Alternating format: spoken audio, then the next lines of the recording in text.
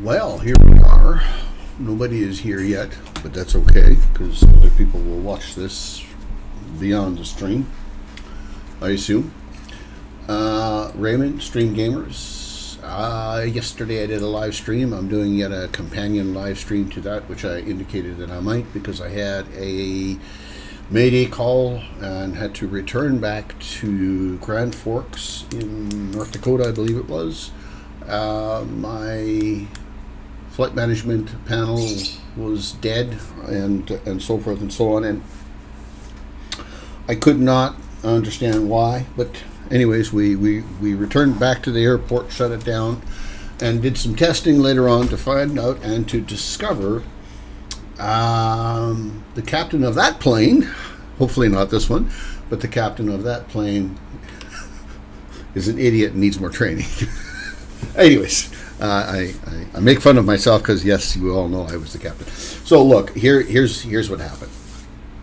And then I'll get to the video itself, and we'll go through it. I have Cytec's radio stack, switch panel, and autopilot panel. So these are all, for those that don't know, look it up, Cytec's autopilot, switch panel, and radio stack, and you'll soon see that they are pieces of hardware that sit on your desk, and you can twirl the buttons and dials and doodabbers and whatnot instead of twirling the dials, buttons, and doodabbers inside the aircraft. Unbeknownst to me, I had all of the switches in my switch panel turned off, which included the battery, the alternator, or in this case the generators, and the avionics. And so each time I was pushing the gear up and gear down lever, the sim was simply reading that panel saying, oh, he wants it all to be turned off. Well, I didn't want it all to be turned off, but I didn't know that had happened. So today we're going to do it a little differently. Now, one of the reasons why I've done that is because the switch panel doesn't always work in some of the planes in 2020, as well as 2024 for that matter. I don't know why, but it doesn't. And so when I'm flying, I quite often will forget to even use the switch panel anymore. I do use the autopilot panel quite regularly, as well as I use the radio stacks quite regularly. Anyways, so that is the reasoning why this took place. So now let's get to the video. Today we are going to do another short little flight. We're going from Portugal to Morocco, Lisbon to, I don't know the name of that airport, do I? Let me, the ICO codes, let me just give you the ICO codes. And they're in the description there, I believe, of the video, but Lima, Papa, Tango, Golf, Mike, Echo. This is where we're going. Have I put that in there right? I have. Okay, so we're going to start again. We're going to kind of go through the whole process like we did yesterday. For those that didn't see this video, or that saw that video but didn't see this video, this is the reason why I'm kind of going to go do it again, because maybe there'll be a different group of people, maybe the same. If so, you join the chat. Go ahead and let me know, and I will carry on and doing what I can to get this plane started. So, one of the very first things that we do. Before I get started on that, I do need to, or I should, show some other stuff. So, a very clever add-on by Canuck Air Simulations has placed these lights across all of the airports in the world that are classed medium and large. And I just want to give a small little shout out, plug in to this. This isn't really about add-ons, but it will kind of turn more into add-ons, because I want to talk about a few add-ons that I do to help ensure the sim is we're getting everything out of it. So there you can see all of the lights. Without the add-on, this airport is dark. The only lights you're actually going to be able to see are the non-illuminating lights, meaning they don't actually project light on the ground anywhere, but they give you this impression that there's lights there. And that's an unfortunate thing that Microsoft hasn't found a way to actually light the airports up. But anyways, this add-on can be found at Sim Marketplace. Yeah, Sim Market, not Sim Marketplace, Sim Market. Do a search for global airport lighting and or Connect Air, and you will find it there along with the rest of their add-ons and so forth. Anyways, so let's get back into the plane, and let's just kind of go over some of the things that we're going to be touching on and utilizing. For those that don't know, SimBrief. This is SimBrief. As well, for those that don't know, this is Little Nav Map. Both functions are free to use, and if you need tutorials on those, there's tons of tutorials that will explain how to use them. But I am using them for that. I do not have an active subscription to Navigraph any longer. Once again, the reasoning behind is 2024 is kind of taking care of that. One of the reasons why we had Navigraph subscriptions is because we wanted realism and we needed charts. 2024 has provided us all of the charts. They're not Jepson charts, but they're charts nevertheless, and they're accurate as Jepson in my mind from what I've seen. And so I think to myself, why do I need to pay, for charts that I already possess for nothing? And I'm going to show you how to go about getting those charts and accessing those charts and utilizing them. Let's talk briefly about the plane itself. This is an Asobo iteration of the 737 MAX. Some are going to say that, hey, it's not anywhere near to the same level or study level as a PMDG aircraft is. That is true. But for me, and I suspect the vast majority of people flying, by the way, I do have PMDG 737 and a 777. And I do virtually the same thing in those planes as I can do here. This plane does not offer me any shortfall that I get from the PMDG 737 or the 777 for that matter. Now, don't get me wrong. I think the PMDG aircrafts are amazing pieces of work. I think if you're looking for every little aspect and every little thing that the PMDG aircraft does, they do it very well. They don't ever release garbage. Their aircrafts are, in my mind, are really, really good from what I've seen. And I own 2 of them already. And so, I don't want to disparage the aircraft. I simply want to put it out there. Does the wide variety of communities members, do they need to have that plane? If there's a need, so for example, we talked briefly about the lighting. Well, there is nothing else. There are no other lighting packages out there that engulf the entire world. There are some that, give you lighting in specific airports. There's even one package that claims to have 1,200 airports lit. When you dig into it a little bit, it's only 119. Why the disparity, I don't know, but it is only 119. So, so be it. But this lighting package doesn't exist anywhere else. You cannot replace this and say, well, I'm just going to do that. Anyways, so we're going to go through the startup, and this is going to be the same setup, startup, pushback, taxi, departure, arrival, taxi to the gate, blah, blah, blah, blah. It's going to be the exact same thing that I would do if I was flying my PMDG 737. And where there are differences and that I can remember, I will discuss those differences and I will go through those differences. There isn't very many, but where I remember, I will go through them. Again, I want to be clear. I'm not intending to disparage PMDG's work in any shape or form because they're amazing aircraft. They never produce junk. It always works. I'm just, for the average simmer, I have some friends of mine who are avid simmers, and they have these planes, but they never use any of the features that these planes actually offer us, that this plane doesn't. Okay, so here we go. Let's go up to the overhead. One of the first things we're going to do is we're going to turn the emergency lights on. We're going to put the actual battery on. We're going to come down here and we're going to put the ground power on. So this indicates that ground power is now alive. Okay, we're going to go up to the overhead, and we're going to put on nav. We'll see the alignment will take place. Will begin to take place. There it is. Then we're going to come down here, and we're going to turn on the window heat.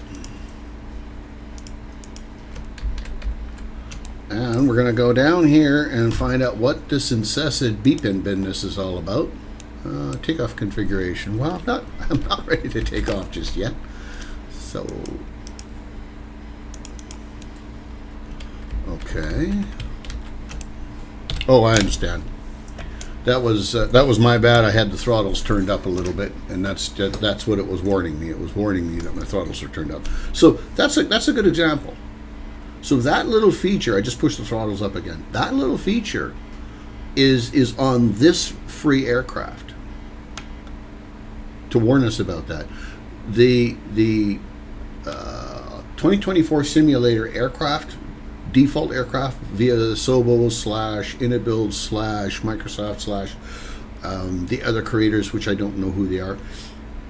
They are not the same as the 2020 aircraft. The 2020 aircrafts were not great. I mean, they were good because of the scenery and everything else that you had to work with. But the aircrafts themselves, for example, the 787, it was, in my mind, it was a terrible iteration of the plane. Now, they did some work on it to correct it a little bit, and that was great. But it was still not a great iteration of the plane. It's gotten better, but still not a great iteration. This one, like the A321, the A320, and there are a number of other aircraft that are, I think, that are actually pretty good. So we've landed on this one. Let's carry on. Okay. Let's just go down here. We're going to turn on the aft fuel pump because we're going to need that aft fuel pump. From what I understand, you need the aft fuel pump to run in order to get the APU to run. But we're not going to turn the APU on just yet because now we're going to go down and we're going to do some FMC management, controlling, setup, business, and stuff like that. So we'll go over to here. I have an application in the sim. It's called the SimBrief application. It allows me to take the flight plan that I have here in SimBrief and to bring it into here. And there's going to be a need for that here in a little bit, and you'll see why. So we click on Edit. And it's important that when you do this, that you make sure that you have generated the flight plan, that the flight plan is set up and is actually generated. Okay, so that's really important when you come here to do this. So, new version is available. What? Okay, that's interesting. Well, now they're going to want me to sign up for their... Okay, maybe not. That's good. Okay, so what you should have gotten without that new version is you should have gotten here. It should have pulled in the flight plan from SimBrief, and it did. We're going to generate the flight. You have to generate it here again. I'm not sure why, but you do.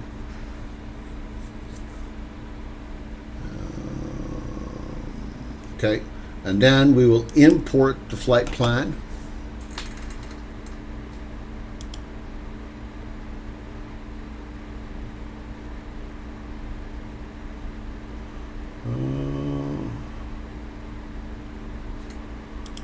I'm noticing something here on the live stream that isn't maybe working correctly, so just give me a minute here. I'm trying to figure out,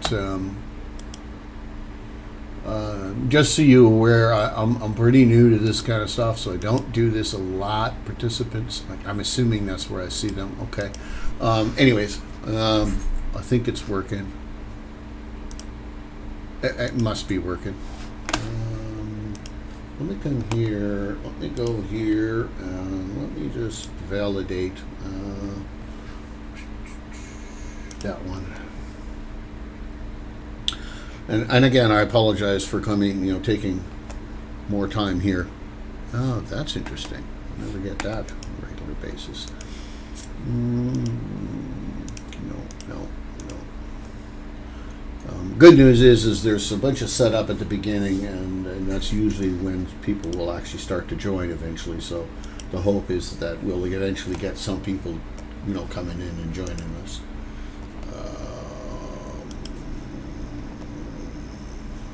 So there's the live stream. So there's 2 viewers. So there are, okay, see, that's the thing that I don't understand. It says there's two views. There's 3 live viewers. So I don't know why it's not showing me on here that those viewers exist. Anyways, it doesn't matter. I'll say welcome to those that are here. I didn't know that they were here. Anyways, let's not get distracted. So we've I don't know if I've actually done this, so I'm going to do it again. So we click on this. This imports the flight plan within the flight bag itself. Okay. So when we go down here,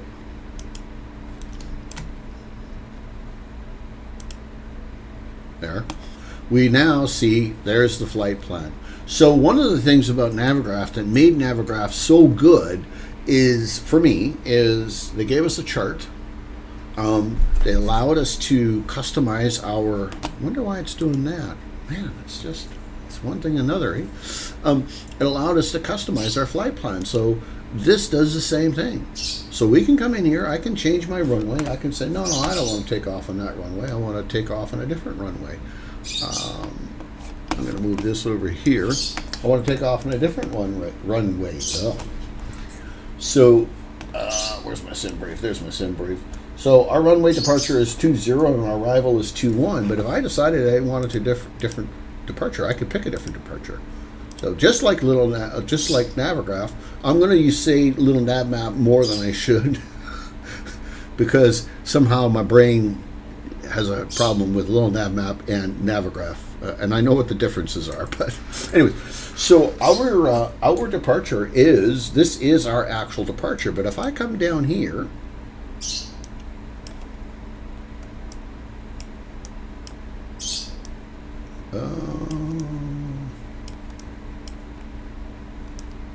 there's our airport. This is our departure right here, right? So this is how we're leaving. I can change that, and there it is. I can see that's our departure, but I could say, no, I want to use that departure, or I want to use that departure, okay? Of course, we're going to stay with the departure that was picked for us, but just like Navigraph, you have this accessibility here just the same, okay? So the other thing is charts. Let's just briefly talk about charts. So here, that was my last set of charts that I was in. So let me pick this. Now that we're in this airport, if we pick this, it's showing us all of the charts, just like Navigraph does-ish. So there, we know this is our departure charts. There's our arrival charts. This is our runway we're leaving on. So we can pick whatever chart we want that's relevant to our departure, right? And I believe this is the one. So we're going to click the little plus sign here. Then we're going to go to the arrival. So we go back here. We come back down here to this airport. We pick that. Again, we pick that. We pick arrival. And I thought it was 2-1. That's interesting. That's interesting.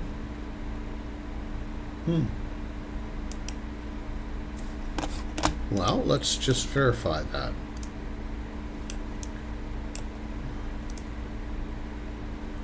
GMMN. Oh, wait a minute. Have I typed the wrong... Oh, my arrival is wrong. My sim brief is wrong. Let me fix that. I typed in, it should be MMN. Let me fix that. MMN. Okay.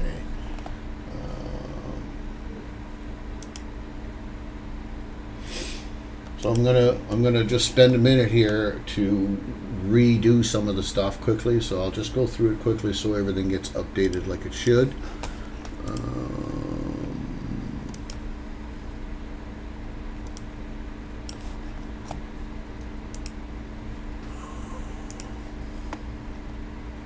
Download, update, no. Okay, so that part's good. And then we're going to go back here. Sim brief. We're going to edit. This is a new function, but it is updating the airport, Golf Mike Mike November. So we'll just recalculate that.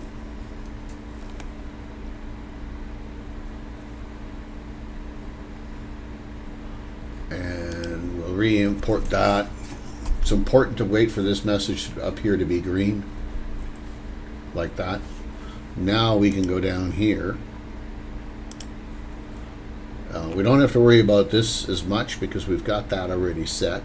And I think we have a chart for that. But we're going to come back down here now and actually pick this, giving us the right airport. Pick this, giving us the right arrival, 2-1, because that is our arrival. And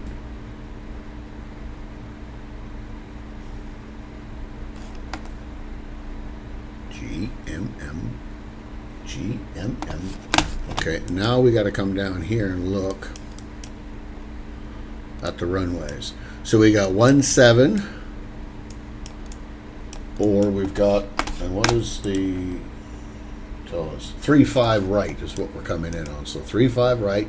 This is the chart that we actually want as our arrival. So we'll click on that and we'll add that in. Then we'll go to our approach charts and we'll go 35. And so here you can make decisions whether you would pick Yankee, Zulu, whether you do a localizer or an NDB VOR approach. This is where you would pick that. Now, the reason why that's, you know, sort of important is because you're going to decide how you're going to come in to the airport. What is the approach coming into the airport? So let's go to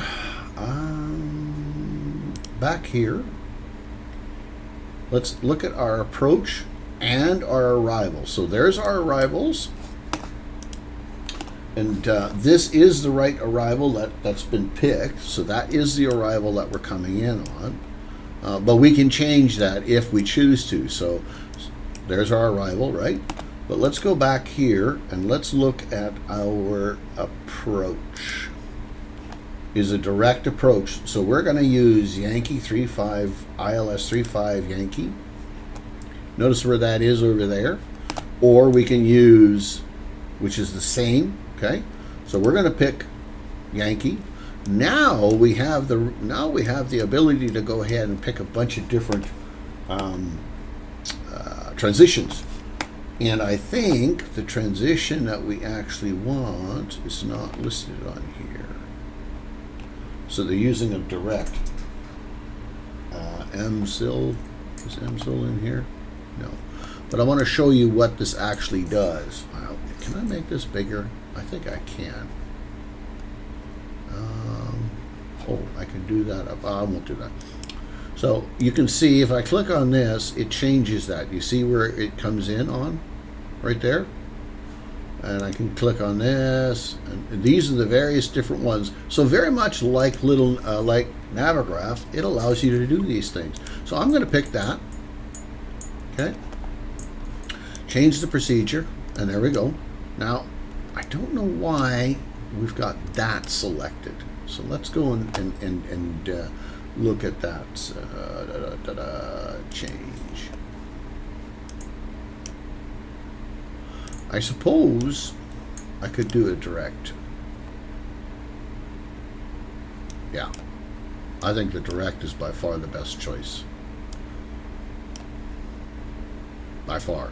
So you see what I've done here. So just like Navigraph, it allows you to pick your approaches, your departures, your arrivals, transitions, until you get the flight plan configured exactly the way you want it. Right? So that's the flight that we're going to do. I'm going to hit save to that. Now we're going to go to here. No, here. And here you can see the charts, right? So there's our departure, our SID, you know, what we're doing when we leave. And there is our star. One thing we didn't do is we didn't capture, let me go back here. Let me go to approach. We didn't pick this one because that's the one we're using. So let's go back here. Click on the wrong thing every time. So there is our leaving the airport that we're leaving, LPPT, and here's our arrival and our star and our runway. So I can click on this, and there's the chart. Now it does look slightly different than the Jepson charts, but it gives you all the same relevant information. It's all there. Okay, so likewise, if I go back here, there's our ILS approach. There's our frequencies that we need, and all of the information that you need is here. Okay, so I've spent more time on that than I actually intended to, but that's okay. I'm all right that we actually spent a little bit of time with that. Okay, let's get on with it. We've got this set. The next thing we're going to do is we're going to look at the aircraft. We're going to go to performance, weight and balance. Using our Navigraph, we're going to pick information here, and we're going to decide. We've got 126 passengers. Note over here. I wish they'd give you the ability just to type it in, but you can't. This, if you change this is what each passenger will weigh, so you can customize that. 120, that's 125 is close enough. And then we're going to go to cargo, and cargo we get 6,900 pounds. So we're going to change that again. Again, note over here.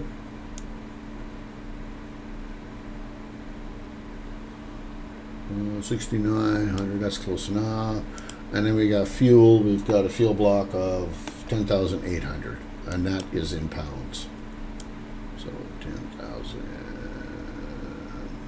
I'm going to give myself a little extra fuel. Down here it says to load in aircraft. So we click on load in aircraft. We can say immediately. Now I'm not 100% sure. Does it load the fuel, cargo, and passengers? So I always go back and double check this and do this for each one of them. But it may very well load for all of them. I can see all of the people in the plane right there, 125 people. So we're going to put them in the plane. I don't know if that actually shows 125 passengers, but maybe maybe the blue ones indicate empty seats and the white ones are actually loaded. Doesn't matter. Okay, so that has done all of the work that we need to do here for now. Has it? It has. Yes, it has. Now we're going to go down here. Notice we have this execute, so we'll execute it. Okay, we'll click on this. We're going to put in our departing airports, so that's LPPT. My memory is terrible. LPPT. So we'll put that in, so it knows where we're at. Then we're going to hit request. So just like the PMDG style of aircraft, or most aircraft, you can just pull that flight plan in here, and that's what we're doing. We're just grabbing it, we're pulling it in. There's our fuel that we put in, 11,400 pounds, and we already put that in. And again, this FMC is no different than any other FMC, no matter who makes the plane, whether it's a default a solo plane or it's a very high detailed PMDG aircraft. It's the same. Click on upload.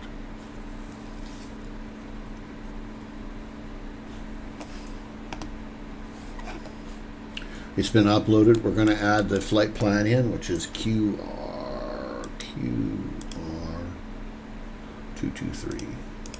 Don't have to, but I like to. We're going to activate that. We're going to execute that. Done. Go to the performance. So here is where we're going to need to get some information, and I'm going to move this over here, and we're going to look at this. One of the things is this takeoff. Okay, so we come here and we go take off, and we're using this plane, and we will populate the weather. We are in feet, and we're using runway 20. So the runway length, if we go over, move that out of the way. If we go over, no, that's the wrong button. I'll get it right. If we go over here, and we click on here, and we click on here, and we want to know the runway length as what the runway length is. Click on that thing, click on runway lengths. We're taking off on 20. There is your length, 12,496, and it's 180 feet wide. Okay, so what did I say? It was 12,000 what? 12,496. So we put that in here, 12,496. We're going to use our takeoff. It's going to be a TOGA takeoff. You can customize this and use D-rated takeoffs, but we'll use TOGA for takeoff. We're going to, again, populate the weather, and then we're going to hit this. This is the information that you're going to need as you go through the FMC setup, and this is where I'm going to get that information from, along with here. So here I'm going to get the fuel block information, which is right down here. This is the fuel that we're going to use for reserve, 4,600, okay? And here is where I'm going to get the average winds from, right there, okay? So I just want to go through that so you understand that's where that information is coming from. So when you say to yourself, where did you get that from? That's where you got it from.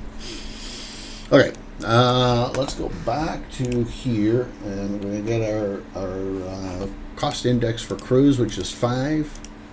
Our reserve, we said, was 4.6.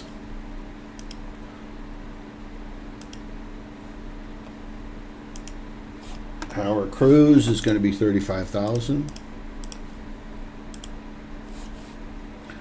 Our wind is, now this is wind, now this is average cruise wind. This is what the average wind will be when you're up in the air. And the average wind is telling us it's going to be 319, whoops, not that, this. 319 at 89 knots. Ooh, that's a strong wind. We'll put that in. All set up, ready to go. N1, we're going to use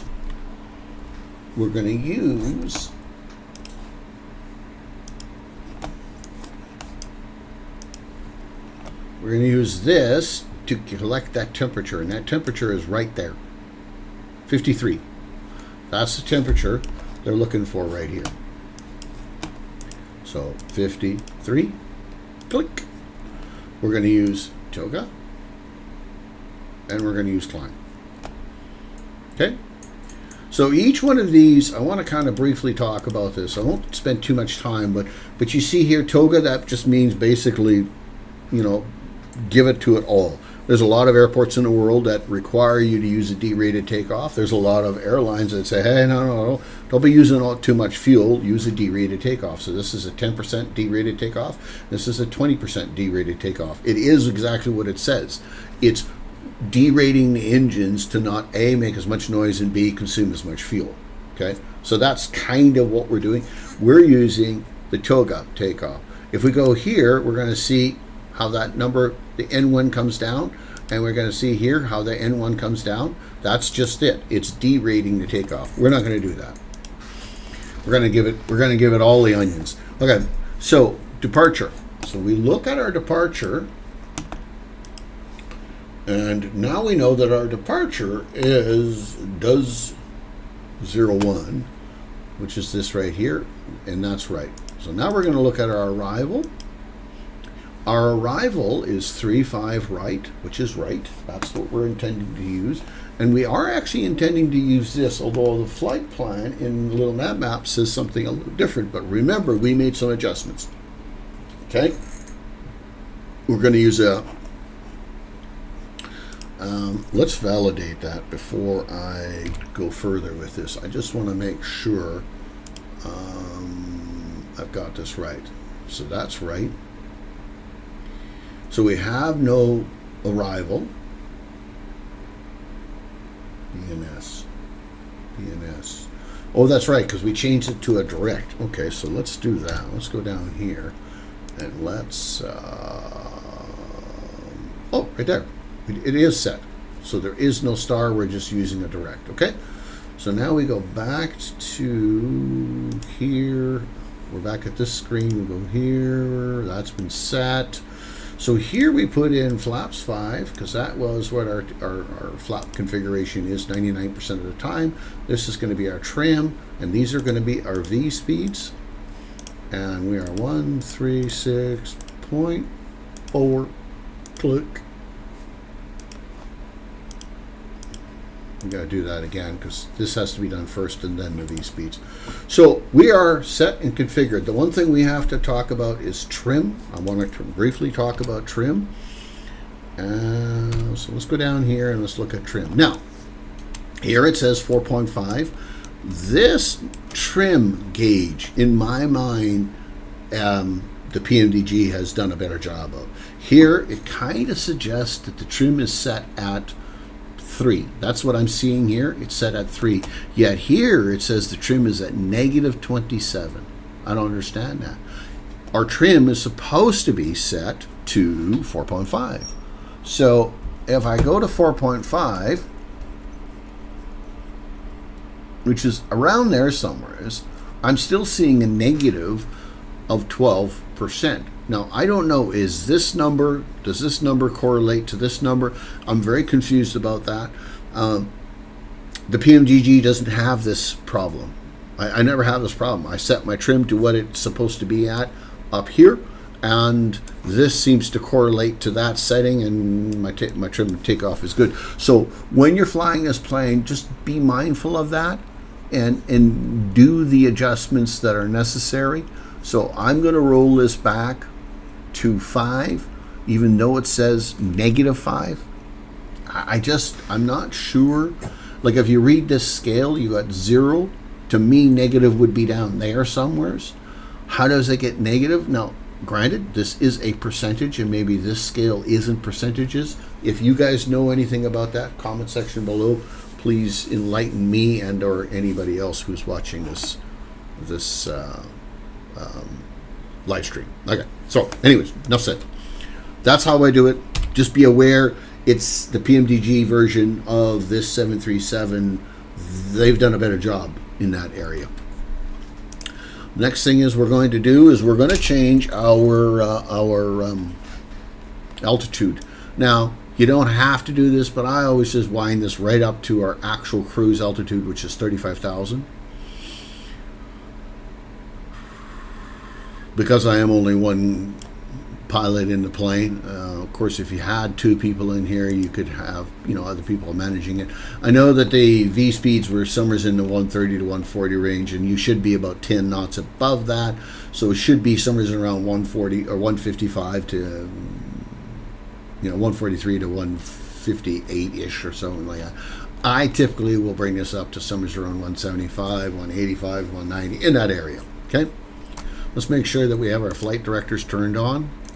Let's make sure that we have, let me go up here. Let's make sure we have our auto brake set to RTO. We are getting painfully close. Let's make sure we turn on all our pumps. Wish Microsoft would fix that. Just a couple of specs. I know I've given them on this channel before, but for those that are watching, 4080 RTX 4080 graphics card,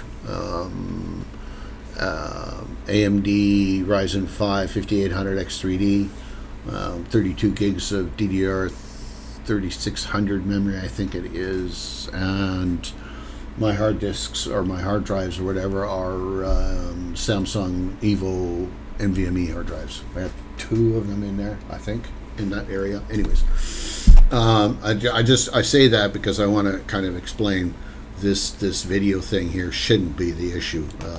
Microsoft does have a problem with bleed and memory bleed, I think is what it's called. I think they did some repair on that. Anyway, enough of that.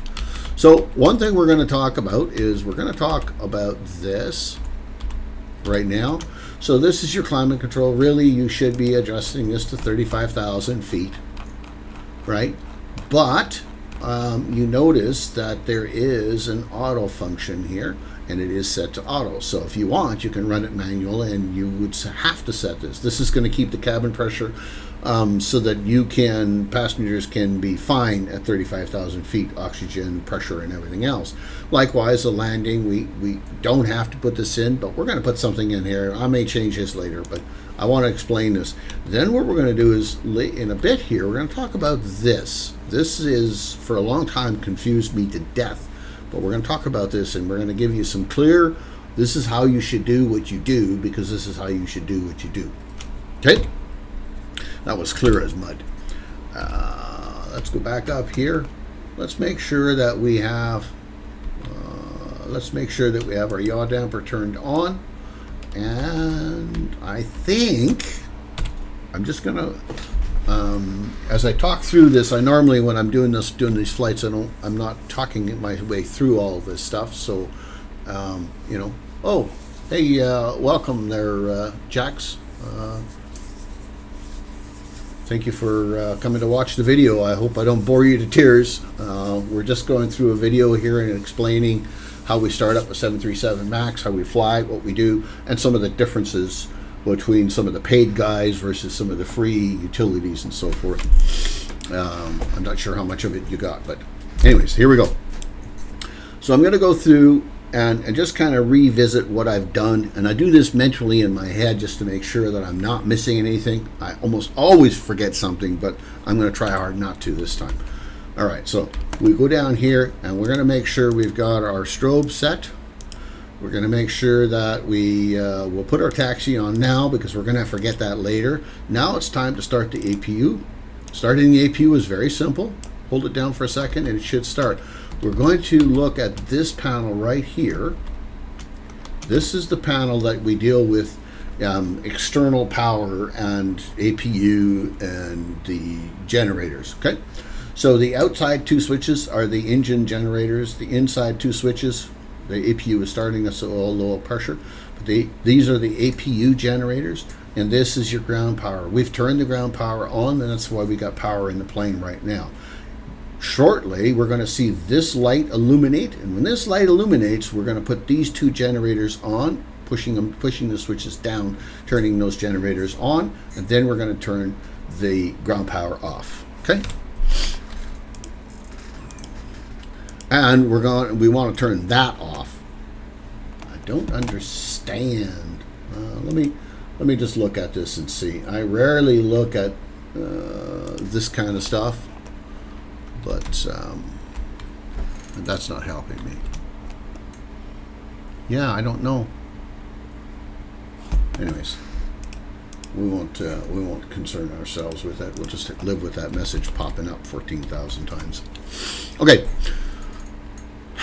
We're getting ready for pushback. In pushback, I use this thing here called Toolbar Pushback. It's a great mod. I use it quite a bit. I enjoy it, and it works reasonably well. So we go into here, and there's other features, but I don't use them. I just use it for this. I use a manual pushback. You can use the automated pushback, but I don't. I use this. So now, I'm just going to go through my head here, as I said earlier, and just make some mental notes that I've got everything set up. I think we're going to push back. So what I do in the pushback is I will look at the airport and where I am and where I'm going to go. So I'm going to runway 20, which is 20 is way up there. Okay. So we're going to push back. We're going to taxi along Alpha 3 up to Alpha 4. Alpha 5 will take us over to Uniform 4, onto Uniform 4, and staying on Uniform 4 all the way. No, I want to cross. Oh my goodness. So we're going to go up there to Uniform 6 across the runway. And then it's CR3 and Sierra 3 and Sierra 4 gaining the runway. So I'm going to pull this over briefly so those can see what I'm talking about. I'm here, push back. I'm going to go this way to here again, or here.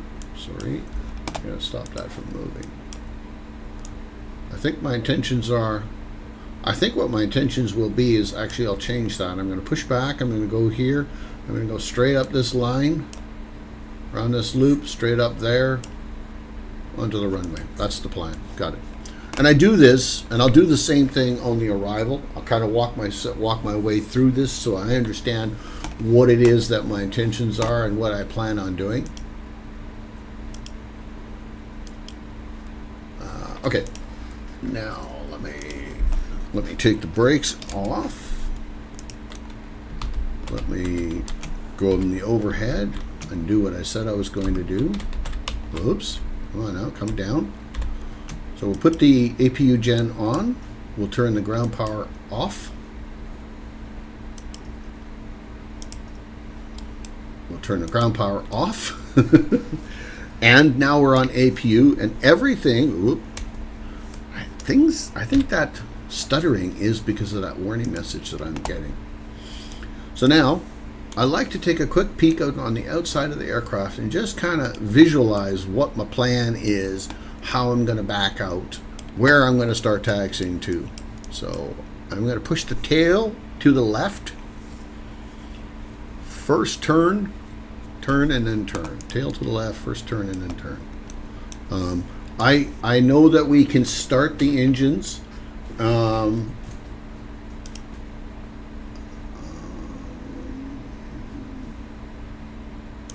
I know that we can start the engines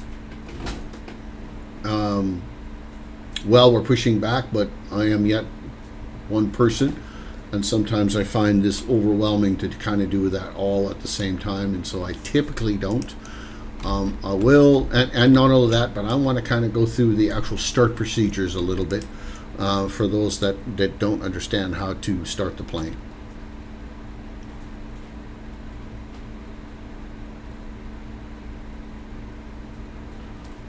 I'm turning the wrong way.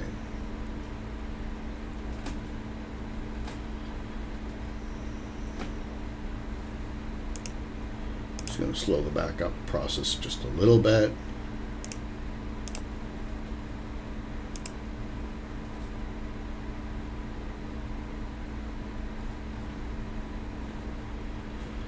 So we'll stop the tug there. Hold, stop, park brake, close. Now we're going to start. Okay, so let me just kind of briefly kind of go through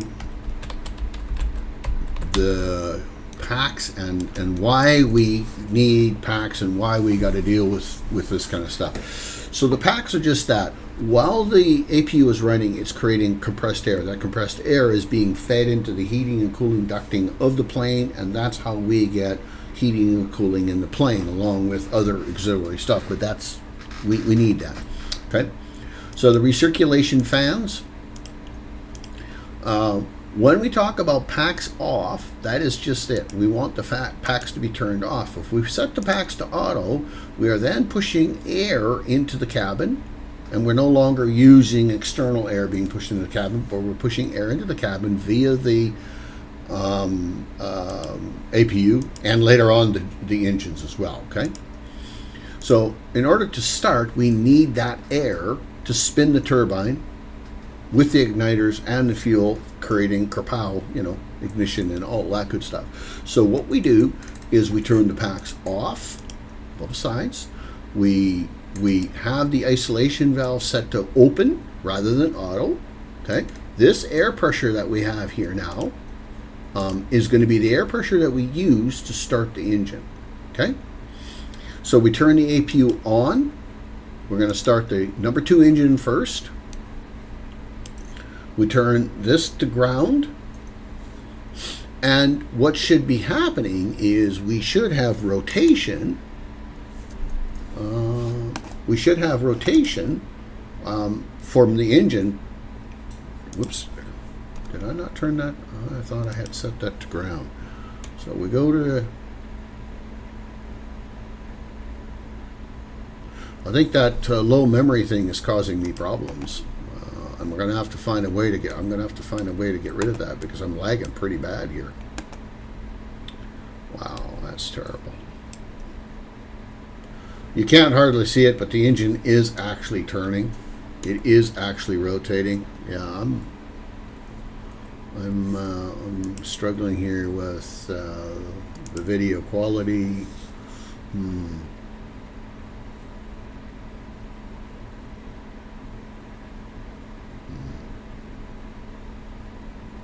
That memory bleed is a pain in the butt, is what that is. Anyways, we'll try to work through it. Maybe it'll clear itself up. So we're seeing we have rotation right here. It's already rotated. We're going to put the fuel on. This is the fuel selector switch. That fuel selector switch will come on, and with the igniters igniting and the rotating, the engine rotating, you see the engine is coming alive. Okay, so it's really simple how that gets started. When that engine gets started, we're going to go over here. A couple things we're going to be witness to is we're going to see this switch click to the off position, which we will then put to continue, and we're going to put the APU, we're going to put the generator from the engine on, and then this engine will be providing electricity, and we'll do the same thing for the other engine. But we'll wait until that engine, see that engine selector switch has gone off. So now we're going to put that generator on, we're going to put that engine on to continuous. The way I understand continuous is just that, it's continuously firing, meaning if you had a flame out, it would try to restart itself. That's the way I understand that to work, okay? Now we will start the next engine, and we will put this and this off, because we no longer need the air going to that engine, we need it all going to this engine. And if I look down here, we should have seen this thing is starting to spin up. It is, right? And typically, I think it's when this hits 20 is when we put the fuel on. I could be wrong about that number, but that's kind of what I do, is I wait for 20. I'll put the fuel on, and we will wait, and eventually that engine will start to spin and rotate and start increasing EGT and N2. There it goes. Yep. It's changing. It may be hard for you to see it because of this video thing that I'm getting on, but hopefully that clears it up. You can see the EGT is coming up. So we'll come back up over here into the overhead, and we'll look. And we'll look here. We see the generator is already alive on that engine. We're still starting.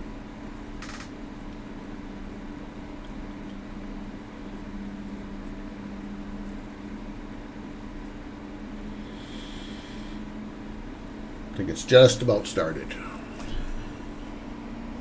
I can hear it. You can hear the engine winding, and it reaches kind of a pinnacle where you hear it and go like, okay, yeah, that started, and then click goes the switch, which should be any second now. The switch should click. There it is. Okay, so again, we'll use that generator. We'll turn this to continuous. We'll turn both these off, and we'll shut the APU off. So now the APU is going off. We're going to put our landing lights on, runway lights on. Again, I'm not sure if we need to do all of those lights, but I like to put them all on.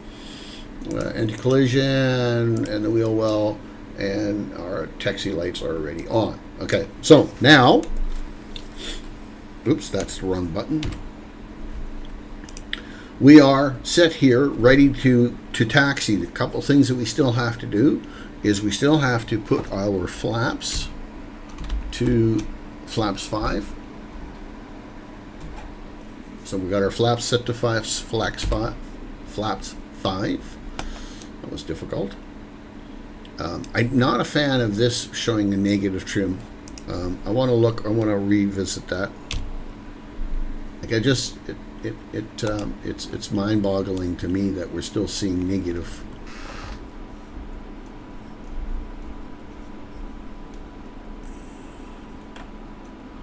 So I'm going to set it there-ish. This is, like I said, this is one of those things that to me doesn't seem right. Anything in this green area is a safe takeoff, the way I understand it. Of course, different weights of the plane, lengths of the runway, flaps that you use, all of that determines where that should be within that range. Wrong button again. Let's taxi. Brakes off.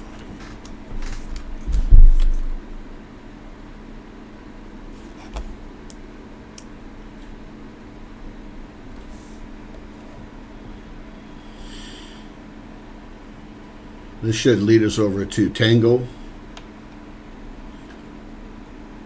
and then straight up Tango.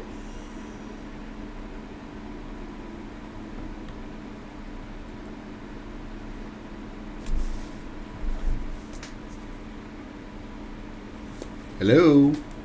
Raymond? Yes? I'm very, very confused.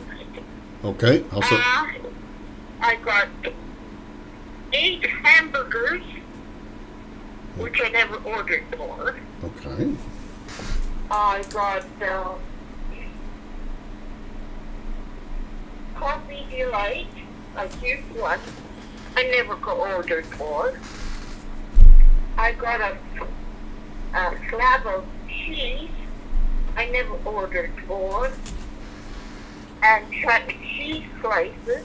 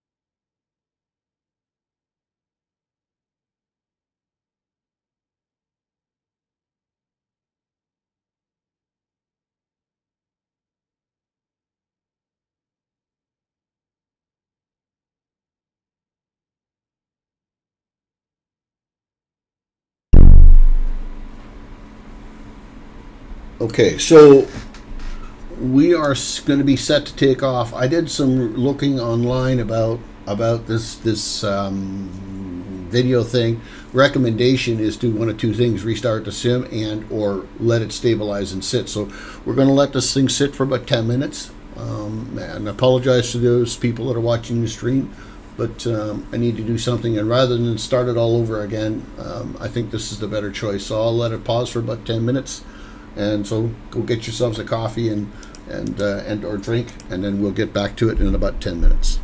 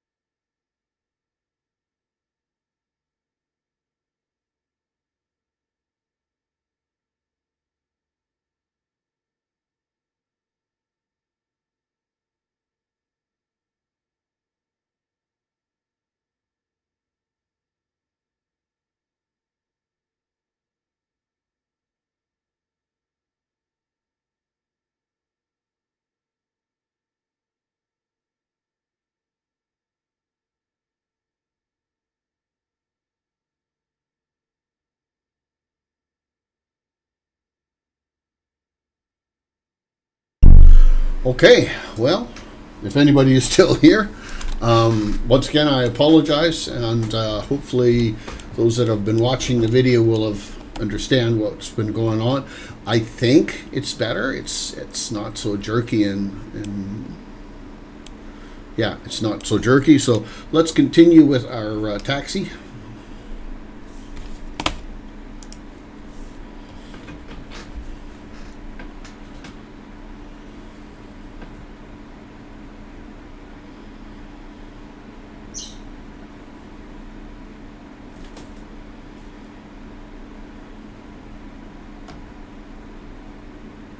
Ooh, we're going a little quick.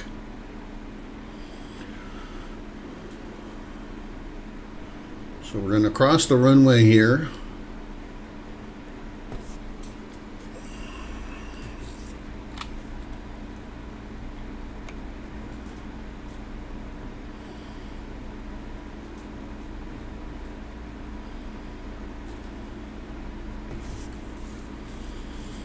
I guess I should also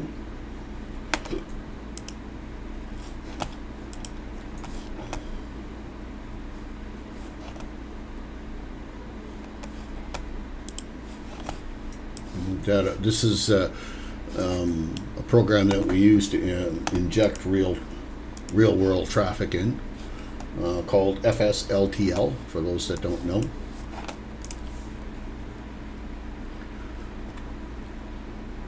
Its intention is to do just that. It's supposed to inject real world traffic into the simulator, so you're not dealing with erroneous traffic. Now, it's not just as simple as run that program up. There's some adjustments that you have to make within the simulator so that you don't see all kinds of additional erroneous AI generated traffic.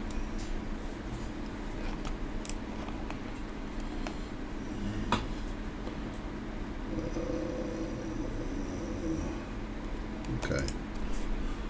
Now, there's a lot of people that are doing this kind of stuff using VATSIM and so forth, which is, again, also eliminates a bunch of, the erroneous AI generated traffic, because you don't have any of that in the sim. I don't think you get, when you're on VATSIM, I don't think you get erroneous AI generated traffic, but maybe you do.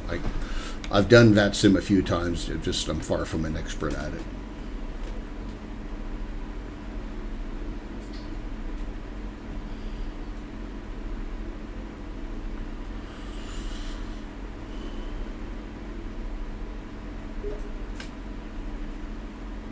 And here we go. Who's that? My friend, Mr. Reiser, I'll bet.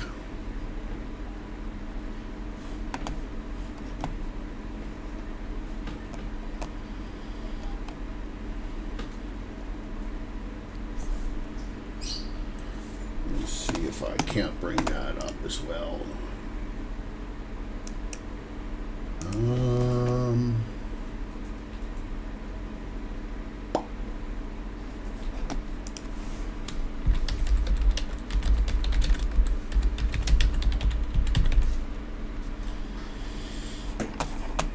Let's bring this up and bring this up. Let's get into that. Copy. Oops. I'm a little all over the taxiing map here because I'm typing and doing other stuff kind of at the same time. So apologize. It doesn't seem very professional of me to be taxiing the way I am. Let me go here.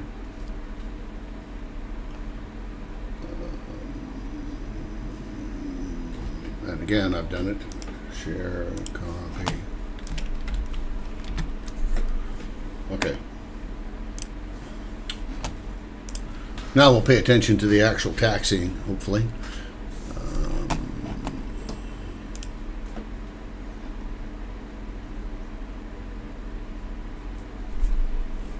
Right. A taxiing we will go. We're just about to our runway, which is up over here.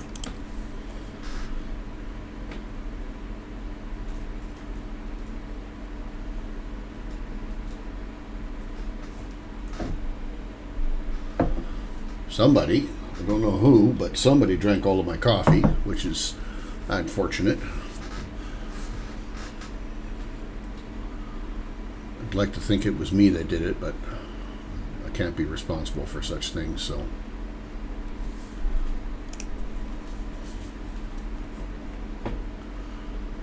Right, here we are. We will turn the corner here and get ourselves onto the runway here in a minute. We've got to get the aircraft ready for final departure. There's the Mr. Razor Man again. Welcome there, Razor.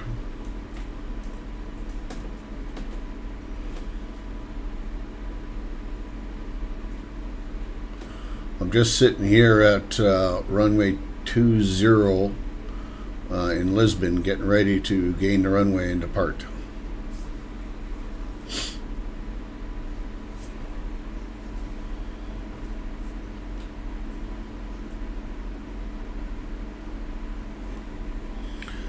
But we're going to get the aircraft ready for said departure. Okay, let's go up over here. Whoops, that's the wrong button. Let's go over here. Let's turn taxi off, runway off, heading is on.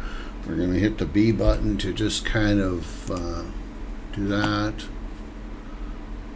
And I think we are ready. Let's make sure LNAV and VNAV are turned on because we are going to be using that. Let's make sure the autopilot is in, or the auto throttle is engaged, that we're ready to be engaged. And so when I take off, the idea is I will get to my rotate speed and slowly pull back on the yoke, and up in the air it'll come. As soon as I get stable flight, I will bring the gear up, and not everything will turn off again, hopefully, and we will be on our way. Let me just take a quick peek at something here before we do that. This one. We'll connect using the transmitter. I just want to make sure that I'm using the transmitter. Razor will be in there looking at it going, hey, turn your transmitter on. I'm pretty sure that's what he'll do. If he hasn't already. He hasn't sent me a message. Right, now, he's probably very busily spawning in. Mr. Razor down over there somewhere. He's working on it. I'll bet you any money. But in the time, in keeping the video shorter, we did have that bit of a delay there where I had to do something to get my memory, whatever, figured out. I'm gonna let her rip. So Razor, I apologize if you're working to get going here. So you were able to fix. Yeah, Razor. The issue was the captain of the plane is needs more training.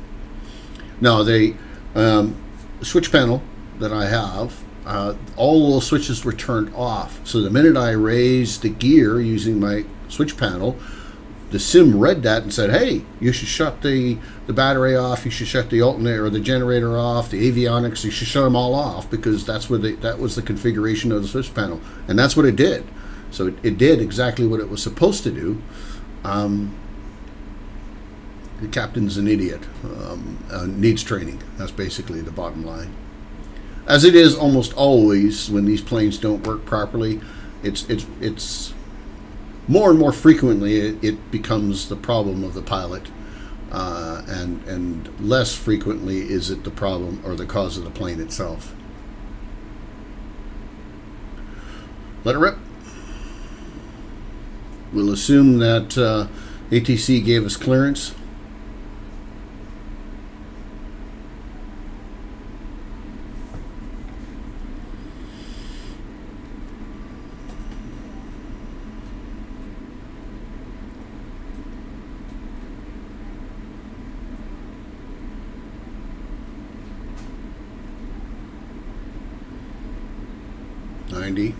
Continue.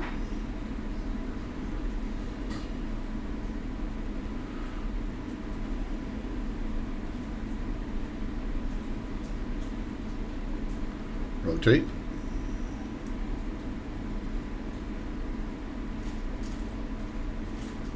Yeah, it's jerky. Gear up.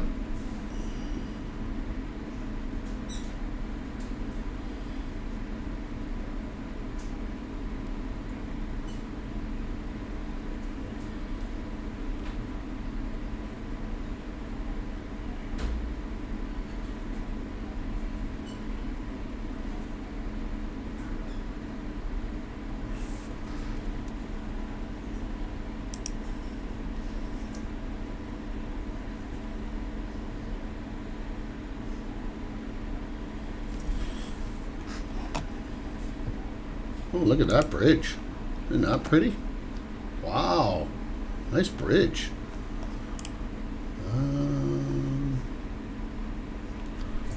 Get one stage of flaps up. And we're in the wind. No.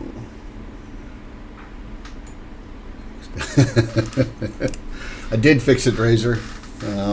Only after a bunch of trial and error earlier this afternoon, trying to figure out what in the world, because I had some assumptions that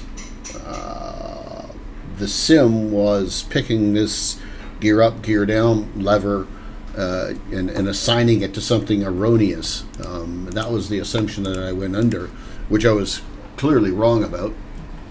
And so I tested the A321, the 737 MAX, the 737 PMDG 700, the 777, and the 787. I tested all of those planes, and they all did various different variations of the original problem. And then all of a sudden, I looked down at my switch panel and went, "Wait a minute! The battery switch is turned off, the gen switch is turned off, the avionics is turned off," and I'm like, "Yeah." The minute I activate the gear up, the sim goes, "Hey, you want all this stuff off," and it did that. It just turned it all off. So, yeah, we'll hopefully we won't have to declare a mayday on this one, and we will complete the flight. We're climbing out 3,700 feet, 2,300 feet a minute. Following the magenta and doing everything it's supposed to do. So I'm going to go over in the overhead. I'm just going to do a little bit of cleanup because I forgot to switch that over. I forgot to put my packs on, so the people in the plane are boiling to death right now. Turn the APU off. I mean the APU is off, but we'll turn the bleeds off. Put those circulating fans onto auto. That's all should have been done ahead of time. And then let's just make sure we got, so we're 35,000 feet. Flight directors are on. I don't know what the transition altitude is here. Let me just quickly look at transition altitude.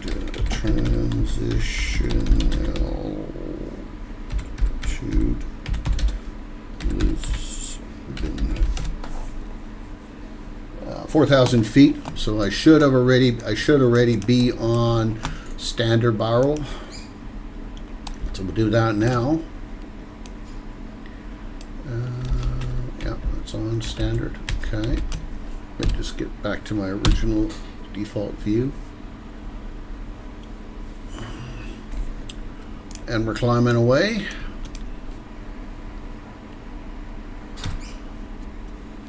So that's off. We're just going to do some cleanup here just to make sure everything is functioning the way it's supposed to be. Note that my center fuel pumps are off only because we have so little fuel. I think we started with about 12,000 pounds of fuel.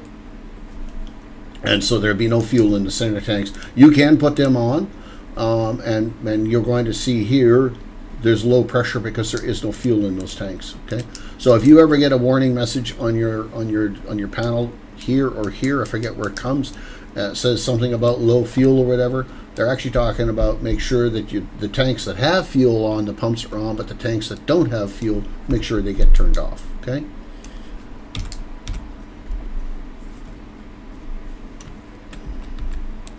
Just going to quickly go through all of this and make sure that I haven't missed anything. 1, one thing I want to look at is what is the altitude of the arriving airport. Now I realize I don't need to do this, but 640 feet. I still like to do it because in those aircraft that you have to do it, you got to remember that you have to do it. And I'll forget if I don't do it as a regular occurrence. I'll watch, but won't be able to go with you because no, I get that, Razor. My intentions were to come and fly with the group as well, but I got distracted with this, and now I'm knee deep in it, so I'm going to finish the flight. And it's a short flight, 300 miles, so I'll probably come and join you guys after the flight is over.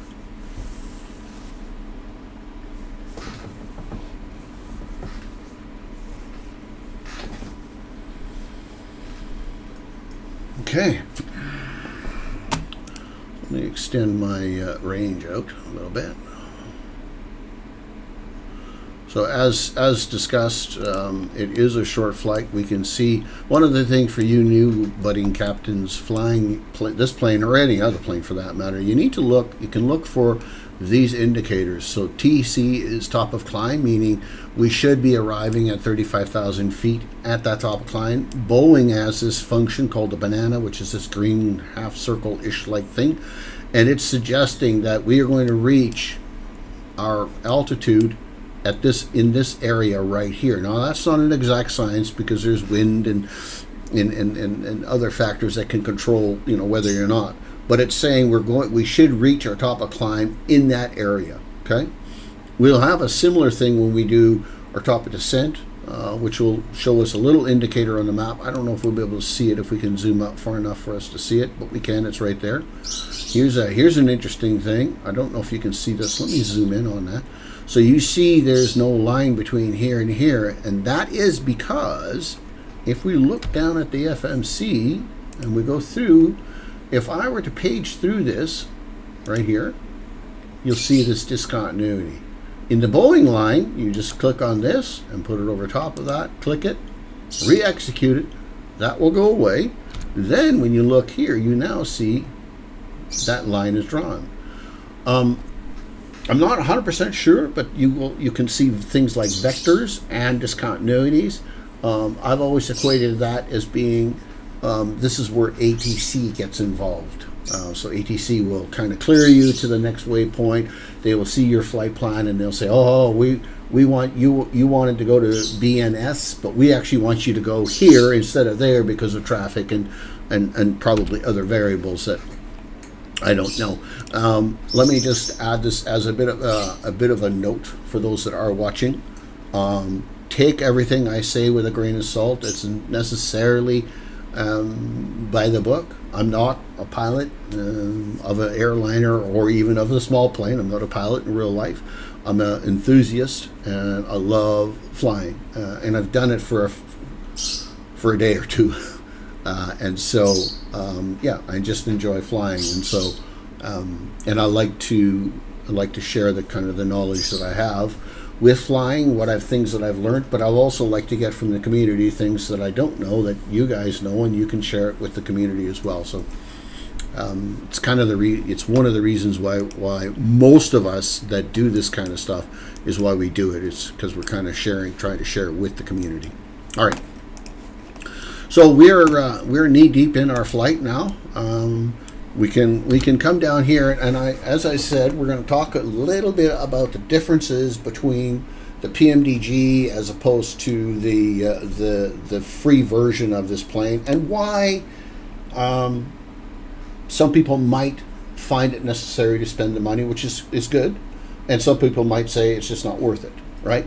So one of the things that we talked about very early on is how this works and translates to this and stuff like that, and it's very confusing to me, and I don't quite get it, but maybe one day somebody will explain it to me.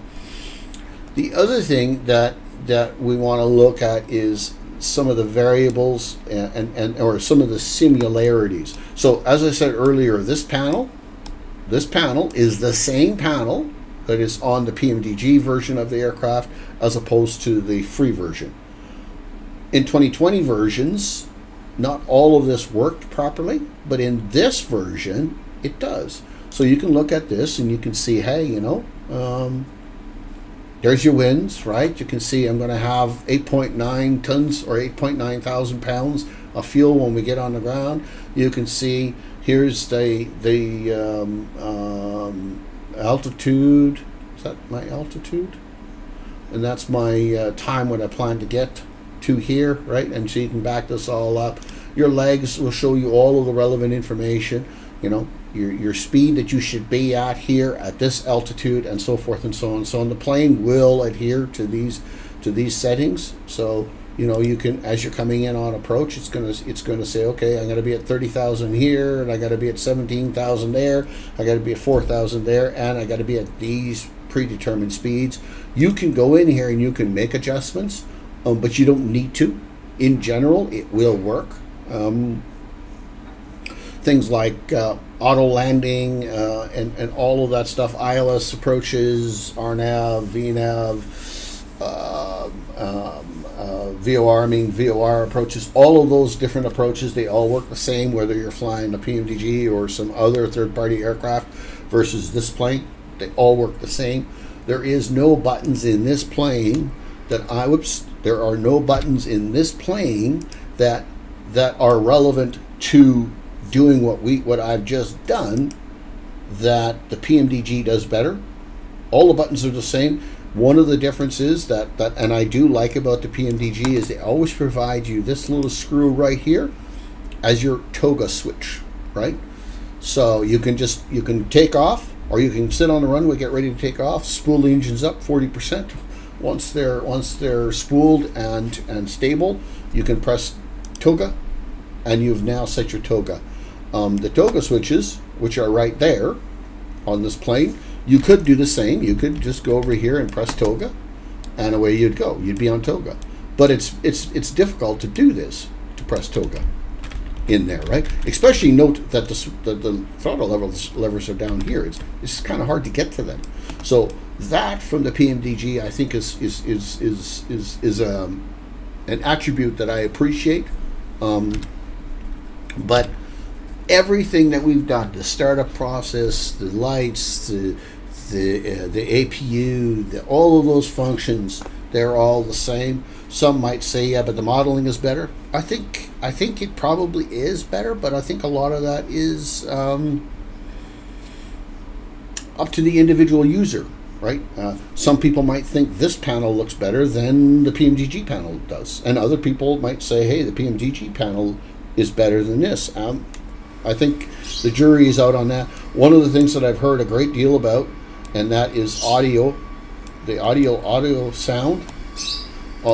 They're saying that the new release of the PMDG 737-800, the audio has been retuned and more exacting, better. Look, I don't have a keen ear for that sort of thing, so I probably wouldn't recognize it. Unless I flew both planes side by side, I may not actually hear, what the difference is between the two planes. But I'll take their word for it that the audio is way better, and that obviously adds value. I think that the average player, the average simmer, does not take advantage of a lot of the things that the PMDG plane actually has to offer. So case in point, and don't get me wrong, I'm not saying that the information back there that I cannot get to isn't, offering some level of realism and relativeness. But the problem is, for me, I'm a bit of a realist. I'm a bit of a low-key kind of a guy. I don't fly the plane back there. I fly the plane over there, like most of us do. So yeah, it's great. I go back there and look at it and go, oh, that's amazing. But that amazing view is only going to last for a very short period of time for me. What's important to me, and may not be to you, but what's important to me is, does all of this work the way it's supposed to? Let's talk ever so briefly about this annoying light right there. that light. Now, I don't know if in the PMDG you have the ability to shut that off. I don't know, but I do know in the Asobo version, Microsoft version, I can't turn it off. And so I end up with this extremely bright cockpit flying at night. And I like to fly live weather and live time. So if it's daytime when I'm flying, I want it to be daytime.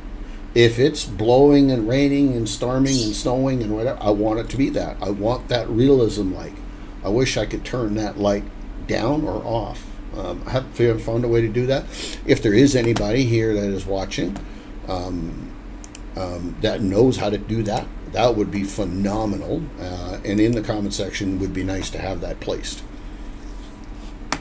All right.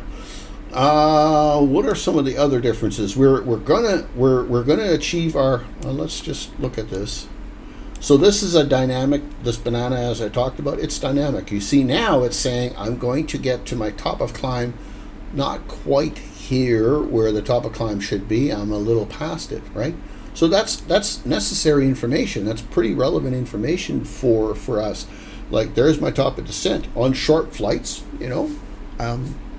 You want to be careful of that. You may decide that if you're doing a 200 nautical mile flight, you may decide, even though SimBrief says, hey, this is going to be you're going to climb to 36,000 feet, you might decide to change that. You might decide to, instead of going to 35,000 feet, you might decide to go to 29,000, ensuring you have enough time to get to your cruise altitude before you got to start coming down.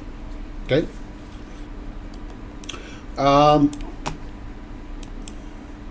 The other thing that is worthwhile noting is the brightness of the displays. Now, there is some corrections done to that already, but still I don't know if there is quite enough correction being done because the displays are unusually bright. And the PMDG, at least the 737-700 that I have, that isn't the case. The displays are set up quite nicely. They're kind of tuned back. The brightness is tuned back a little bit. You can turn them way brighter if you like, but out of the gate they're not so terribly bright, which is what I like. I very much like that. The flip side to that is the FMC in the 700 variant, at least in 2020, this is pretty dark. You have to come here, and it's no big deal. You can just turn it brighter and you can make it brighter. But default layout of the box, it's pretty bright. Okay? So, there's a bit of a trade-off. One is good and bad in that area, and the other is good in this area, but not as good on the other area. And all of that is all semantical stuff. Like, I realize we're just kind of nitpicking, because one of the reasons why I'm kind of nitpicking at all of this stuff is because there isn't really a smoking gun, big difference. It's not like this plane is head and shoulders above the PMDG, across the board, or vice versa. They're very close to the same. The only difference is that this plane comes free within the sim that you've already paid a lot of money for, or you can go ahead and buy the PMDG or any other plane for that matter, and spend 75 whatever. I don't live in the US, and to me that $75 is closer to $110 for me. It's a lot of money. And if that plane had $110 worth of value for me, I would buy it. I did. I've bought more than just PMDG aircraft. I've got other aircraft that and scenery and blah blah blahs that I've bought because I've seen the value in it. I don't know. I just don't see there's a big difference between this plane versus that plane. And those people that watch the video and want to comment in there, by all means, go ahead and comment. Your opinions matter, abrupt or otherwise, I guess. But your opinions matter because they're important. I want those that are watching this to be very careful to understand I'm not intending to slam, disparage, discredit PMDG. I've said before many, many times, they make very good product. Their aircrafts are amazing. They're rarely riddled with defects and problems. They almost always function exactly as intended. In fact, I got to say, not almost always. They always function as exactly intended, but for maybe a small handful of times that I can think of. They're amazing. Does the average simmer the person who's getting into this newly, does he need a $75 or $100 plane? I think that's the overwhelming question. And if he does, is he truly getting the value of that $100 plane? As a new simmer, probably not, because a new simmer wouldn't understand all of it. As a seasoned simmer, yeah, I think it's possible that the value is there. For me, it isn't. Had I reconsider, if I had time to really think this thing through, not got caught up in hype, I may not have. I may not have bought the planes that I bought, but I may have still done it too. So there's that. Anyways, enough of that rambling. What are we going to do next? Well, let's think about our approach, our arrival. We get on the runway. What are we going to do? Where are we going to park? So all of these things are questions for me. I ask myself usually. One moment.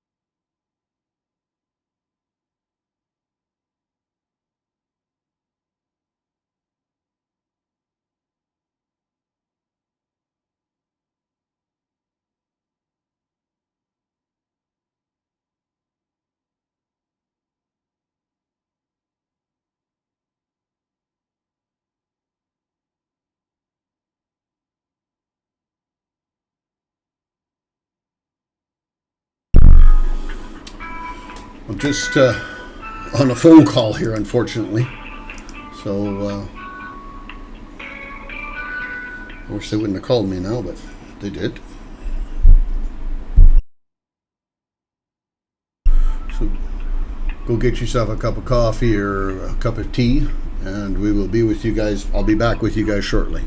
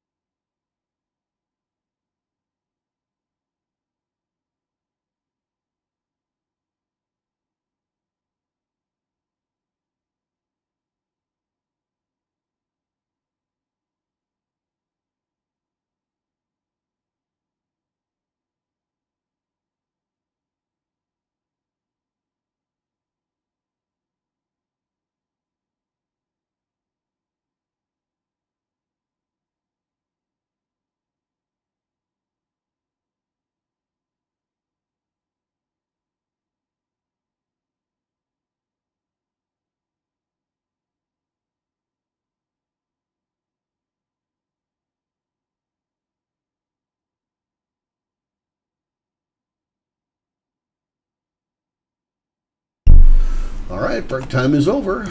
Back to the flying stuff. This has been a bit of a weird live stream, as it were, but maybe it was good that we paused again and hopefully help deal with that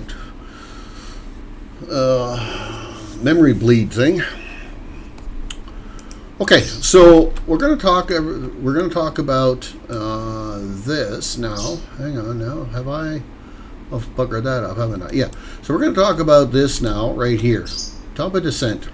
So, top of descent is just that. It is at the point the airplane is going to pitch downward. We have to make some decisions about this, that we have to understand what is our initial arrival altitude. We do that by going here, and earlier on we showed you how to get the charts out. So we're going to look at this chart right here. This is the chart that's going to be important to us. Okay, a couple things on here that are going to be important to us is the ILS frequency that we're going to use, 109.9. We're going to look at this, and we're going to see, sometimes you're going to see an initial altitude and the feather altitude. The initial altitude is the altitude that I will use as my set point. You're going to see things here like Cat 1, Cat 2, Cat 3. These are different approaches and different capabilities that the airport/runway have, but your aircraft actually has to have that ability as well. This aircraft does have the Cat 3 approach or ability. Fundamentally, and if I'm wrong here, go ahead and somebody correct me on this, but a Cat 3 approach means that the aircraft can basically land itself. I believe it does the same thing on Cat 2, but I'm not sure. It is a function that PMDG aircraft, Init build aircraft, Phoenix aircraft, all these aircraft have, but pretty much all of the default aircraft as well have those functionalities as well. So it's not something unique to add-on aircrafts. Right? They all can do this. So let's kind of look at. Let me just look at this here, and then we'll start making some decisions as to what we're going to do. Okay. So we know that our initial altitude needs to be 3,600 feet. So before we get to top of descent in the Boeing aircraft, we want to have this dialed down to the 3,600 feet. So we just dial this down, and if you note, the aircraft is not descending. So we'll get this down to 3,600 feet. So the Boeing line of aircraft, and I think some Airbuses, I'm not sure, but I think some Airbus aircraft have the same ability. I know they have the ability, they just function a little differently. But fundamentally what we'll do is we'll set this at 3,600. When the aircraft crosses top of descent here, the aircraft's throttle will pull back, and you will hear the engines kind of spool back. You will see this here will kind of come back down the end. The N1 and EGT will draw down, and as it starts to draw down, eventually you're going to see the aircraft pitch down. You can look over here to see if the aircraft is actually pitching down once it reaches top of descent. I will also look here, and that will indicate that for me as well. By the way, this is called the cockpit HUD, and this is the external HUD view. I always have a more extensive view on the outside because I need to see more information. I want to see more information than inside, because inside I have the ability to see all this. Okay.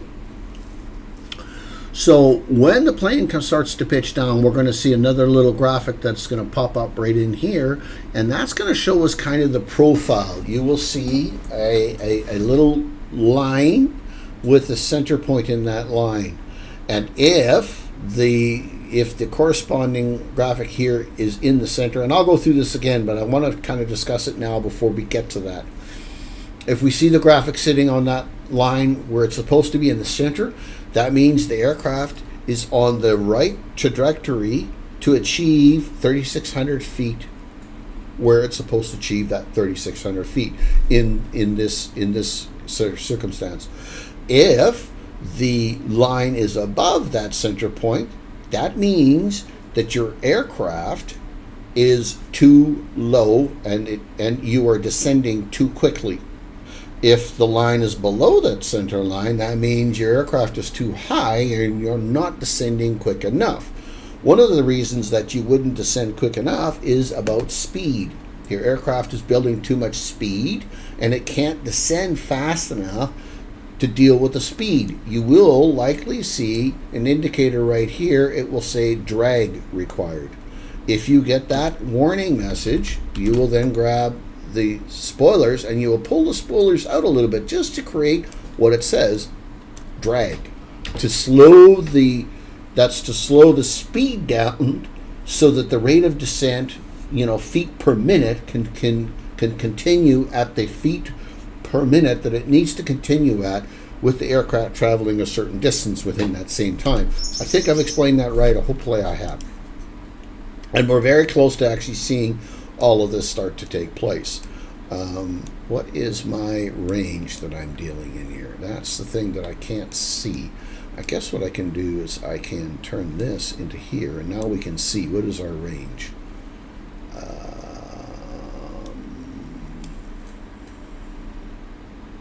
So it's a 20-mile range.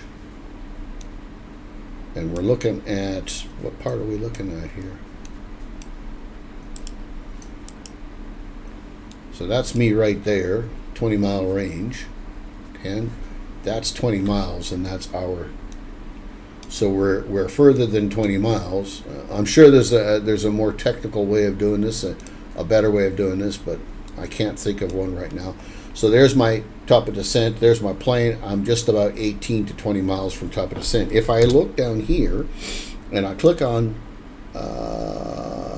here, you can see to top of descent, 11 miles. So I'm 11 miles out of top of descent. Okay? I'm going to have 5.9 thousand pounds or 5,900 pounds of fuel when I get on the ground. That's what this is telling me. Okay? So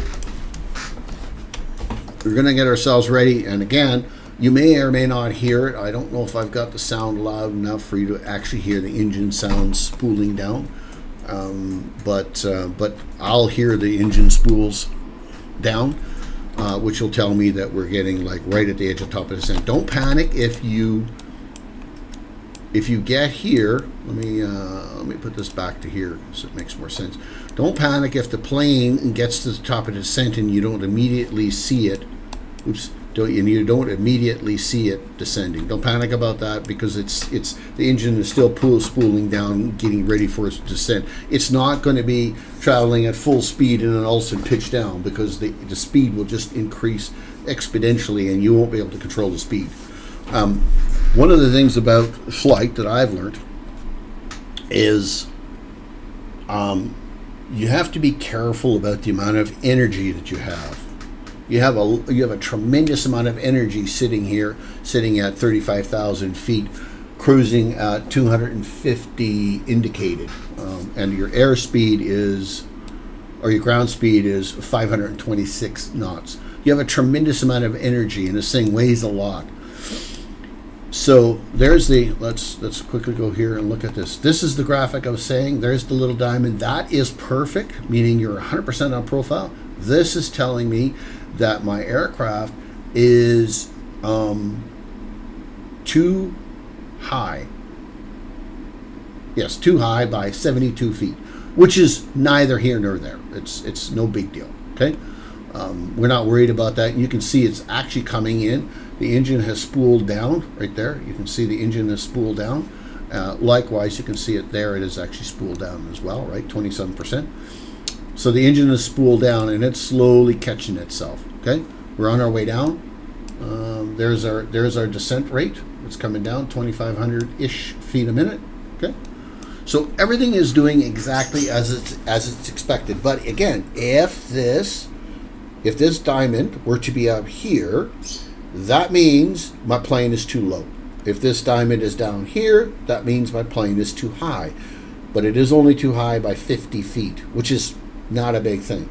If this were to all of a sudden climb to like 500 feet too high, I'd think about pulling the speed brake out. If I look down here, I don't see any indicator of the speed brake or saying, hey, the drag, you need to introduce drag, because it's very, very manageable. Okay? Plane's going to turn here, going to go here, going to go here, turn here, and going to come in. That's what we're doing. Okay. So now we're gonna go through what are we going to do when we get on the ground. Well, what I use when we get on the ground is I use this. Okay. I use a little nav map. I'm going to look at the ground at the airport. We know we're coming in here, right? We know that we're coming in there, and we're coming in on runway. I forget. I'll find it. Oh, I have to generate. That's why. I believe we're coming in on this one here, but I could be wrong. Oh, no. We're coming in on the opposite end, right? Wait, yes, we are coming in on the opposite end. We are coming in on 35 right. So we're coming in on this one right here, right? 35 right. You can, incidentally, you can click on this here in little nav map. You can go here and show arrivals. You can look over to this side. You can go over here to show 35 right. These are all of the arrivals in 35 right. I believe we did Yankee. So if I click on that, add that in, you'll see very quickly it's added this in. Now, I think we were also using this one? No. Maybe? Yeah, maybe that was the one we were using. I don't think it was. I won't spend too much time with this because I don't want to, but I can replicate what we have on the FMC. I can replicate that into little nav map to show it to me. If there's time for it, I might just very well do that. But here's what I'm trying to do. I'm going to land here. I'm going to come in here, and here's what I'm kind of theorizing. Where is the get off point? Where am I going to get off the runway? Ideally, I'd like to get off here because I'd taxi here and go park there somewhere along here. Okay, but I'm going to plan for here. So I'm going to plan to get off on Alpha, a taxi on Alpha, and then work my way back. These are all ramps. These are gates. The blue ones are gates. So I'll work my way down here until I find an available gate to park at. That's where we're going to be parking. So I do this on almost every flight. I kind of look and kind of prepare myself so that I know where I'm going to be parking. I know how I'm going to get to the parking spot before I actually get there. Okay? So down we come. We are still in pretty good shape. We're 47 feet too high, which is not relevant. Note that the plane is kind of flying cockeyed and twisted. I don't know if that's a wind thing, although here it says we kind of have a direct rear wind, wind behind us at 64 knots. So I don't know why the plane is kind of dog tracking like that and not flying the line properly, but let's find out. Here's I'm going to give myself a little bit of a shake on the rudder just to see if the rudder has actually gone out of alignment. I don't think it is. I think it's wind that's actually doing this, so I won't worry about it too much.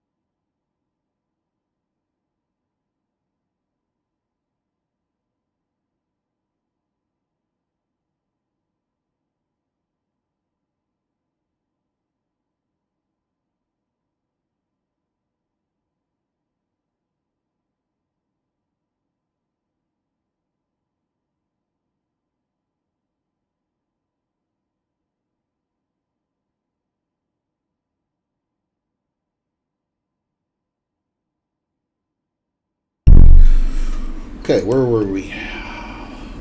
Yeah. Okay, so we're in good shape. Everything looks like it's like here. In fact, you can see we're not too low. We're a little too low. We're not too high. We're in good shape. The plane is functioning exactly as you would expect. Now, one of the things that we have to be mindful is our speed. You see our speed? Our speed should be here, and we're here. Now, that's the speed that we got it set at. I could pull the speed brakes out a little bit, and I'm going to, because we're going way too fast. We're just even though we're achieving our profile, but we're going way too fast. So I'm going to slow us down. We have to remember that was done, that speed brake was pulled. That has to be remembered, because it's going to get us in the end if we're not. Note that we have this right here. So this is saying, if you note that that's no longer green, that's suggesting to us that our baro should not be on standard anymore. It should be set. I'll press that. I press the B button to get a updated version of the baro reading. I'm going to verify this side is set properly as well. It is. So things are going to get busy. I'm going to try to keep up with it all and explain while I'm doing it. But if I miss something, I will apologize. One thing I'm going to do is I want to come here and I want to look at our approach. So I click on approach. Right here it tells us we should be at 130 knots at with full configuration or full flaps. We click on this, puts it into the scratch pad, and we'll put that in here, and we'll have our FMC kind of control us at these speeds. Okay, so you could come in here and do this again as we get closer to the airport. I'm going to verify that our frequency is 109.9. I look down here and we will see if we're set at 109.9. I can see we're not. I have a radio stack, so I'm going to set that to 109.9, and you're going to see it's going to be here. I'm going to set that into the second radio. So 109.9 is going to be over here as well, and I'm going to set that in. And so you can see 109. For those that don't have the radio stack, you just punch the numbers in here. You activate it and you switch it from standby into active. So if I press this, it switches it back down to standby. If I press this again, it switches it to active. Okay. So we got that set. I'm going to do one other thing here so that we're not confronted with this later. We're going to look at this right here, and this is your TCAST. I will explain TCAST a little bit, but it should be set to off. Did it not say off? TA only. Why does it say TA only? That should actually be set to off, or standby, actually.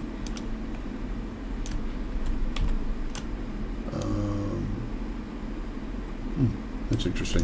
What we don't want is we don't want our TCAST on. TCAST will give us alerts and or change our flight path because of those alerts. We need to speed brakes. You see that notification right there? It's telling us our speed brakes are armed, and they shouldn't be. Again, these are all functions that are included within some of the, the payware aircraft, but they're also included in here as well. What we want to do is we want to set our braking system. I'm going to use auto brake 3. So there's auto brake 3. I'm going to arm the spoilers.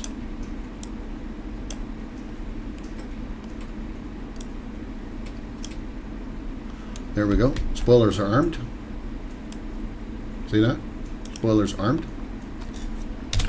Basically, arming the spoilers means that as soon as the landing gear hits the runway, the spoilers are going to flip up and help us slow us down. Okay, we will be using reverse thrust.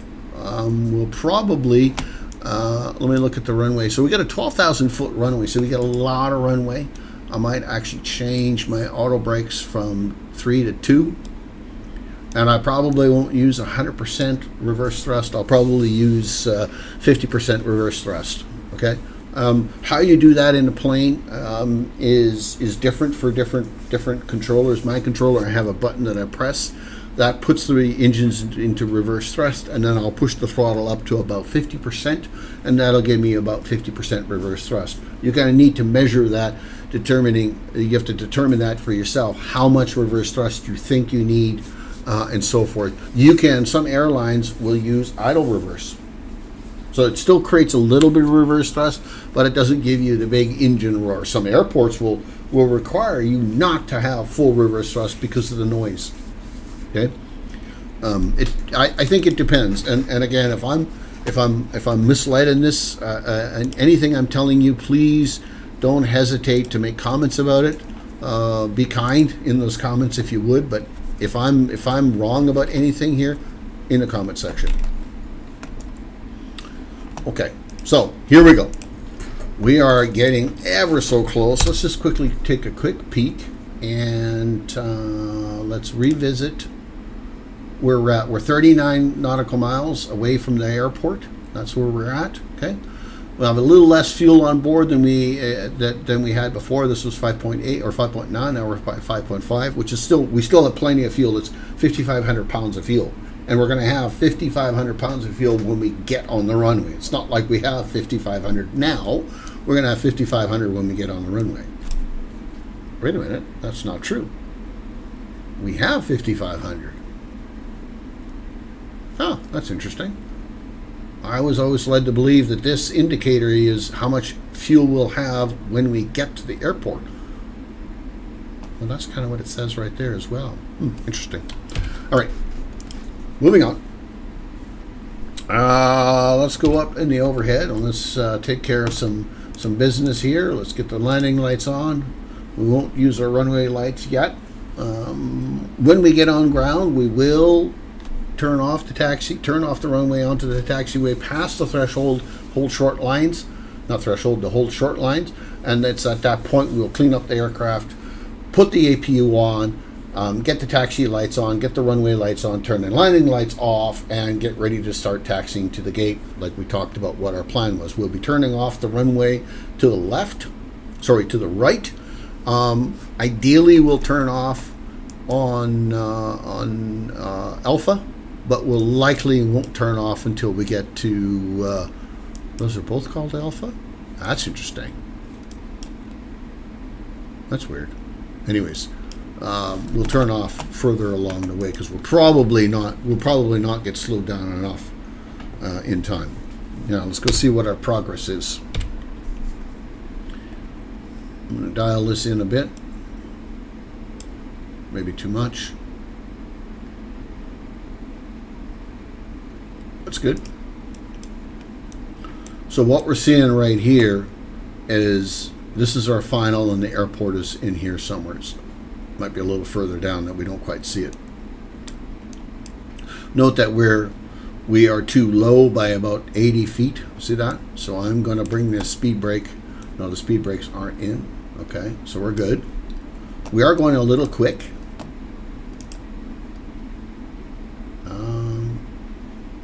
I suppose I could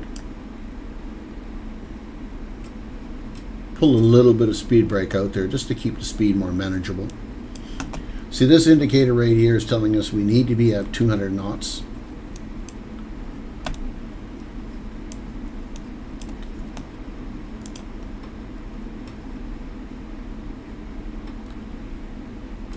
I want to manage the speed. I want to make sure, as we was talking about earlier, it's about the energy. If you find yourself going way too fast, but you're at the right altitude, you can't land because you're way too fast. If you find yourself too high and you also need to dive down to the airport, well, you're going to gain a lot of speed, and you can't land because it's too fast. We need to be around 130 knots, 140 knots on touchdown. That's where the FMC is projecting us to be, 130 knots full flaps. So you don't want to land this plane at 200 knots. You shouldn't land this plane at 200 knots. So we want to manage that speed and just make sure we're in line with the appropriate amount of speed. Notice the throttles are going up a little bit because we got a little too much drag.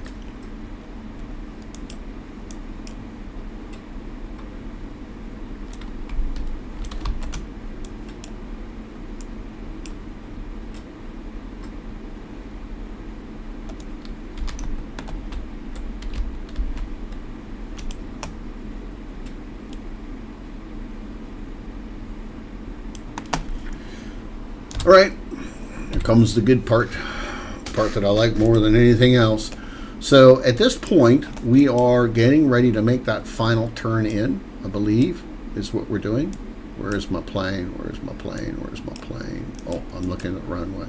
There's my plane. We're getting ready to make a final turn in. When we turn in, we're going to be about 20 miles to the airport. I'm guessing it's going to be about 20 miles to the airport. We're 28 out now, so I think we'll be about 20. What I try to do is I try to have the plane configured, ready for landing at the threshold. The ILS, the beginning of the ILS feathers. I try to be fully configured, gear down, all the flaps, everything hanging out, ready to go. I've got 10 miles to spin getting myself on the ground. I can see we got some rain going on. So we'll keep that in mind, that the runway is probably going to be a little slipperier than normal. I might use a little more reverse thrust than we're anticipating. Somehow my auto brakes got turned off.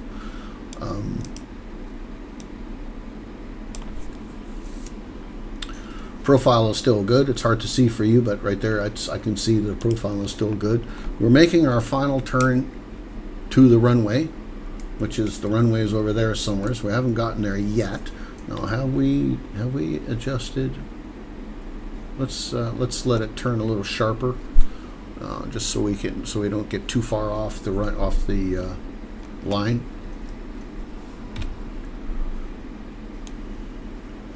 Gonna come down here and just make sure everything is configured the way I expect it to be. I'm gonna drop 1 notch of flaps.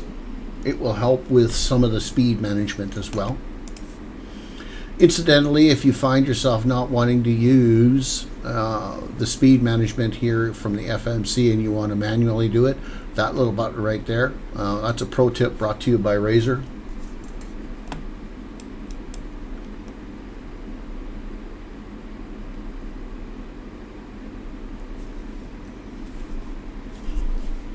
Now things get serious and I start paying attention again, a little bit-ish. I can hear the engine spooling up because we're here. We don't have any speed brakes set, do we? No. One of the things about this that I'm struggling with is knowing that my speed brakes are actually armed. On the Airbus, there's a definitive, I know that it's armed.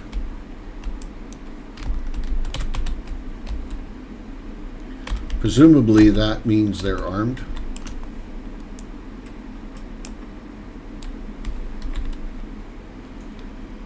Yeah, they are armed right there. Okay, so I didn't have them armed yet. Okay, I need to have a button that actually sets that for me. So we are on final. Runway is over there somewhere. We're going to start, we're going to drop the gear. If I had to guess, we're pretty darn close to the airport. We're going to use auto approach. Should have done that sooner. Typically you would use localizer and then you would go to auto approach. I'm a little late on the auto approach, but I think it'll still pick it up and I think we'll be fine. We are about 100 feet too high. I think we'll be fine with that. Apparently the RR man is over there, so we're going to go and visit the RR man. That's the remove and repair dude right there. I don't know what it stands for. I don't know who he is, but R&R is remove and repair. In my world is anyways. Okay, here we go. Keep in mind, rain, slippery, so be careful when you touch down that you don't go too squirrely, because it's probably going to. Profile is good. When I'm able to see the runway and all that stuff, I'm likely going to already at that point, I'm a little bit behind the flaps actually, but when I'm ready to do that, I'm probably going to take over and land myself. I'm going to click this. This gives me control of the speed. Remember, 130 is our prescribed touchdown speed, so we'll probably bring this down to like 145-ish or so now, and we'll keep on putting flaps down and get ourselves fully configured.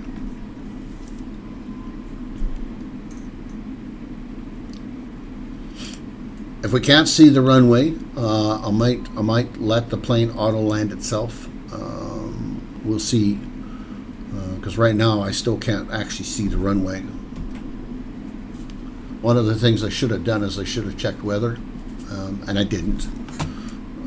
And you can, in here you can.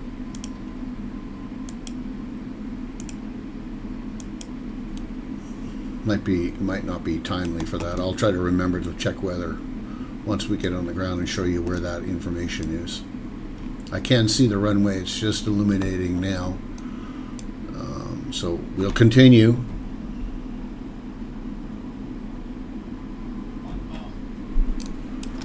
We're 1,000 above and we're kind of on profile. That's what this indicator is indicating to us, is we're on profile.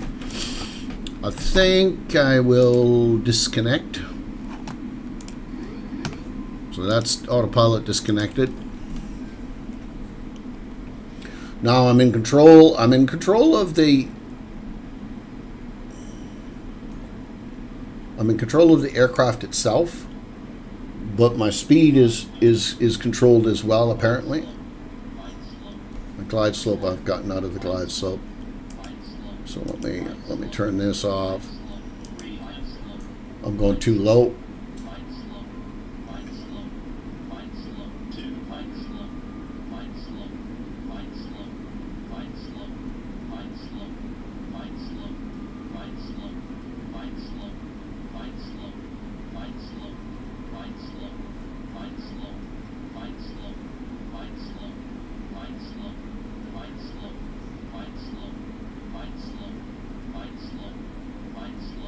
That annoying glide slope will go away. There. It's because I was way off profile. And we'll give it a little more flare.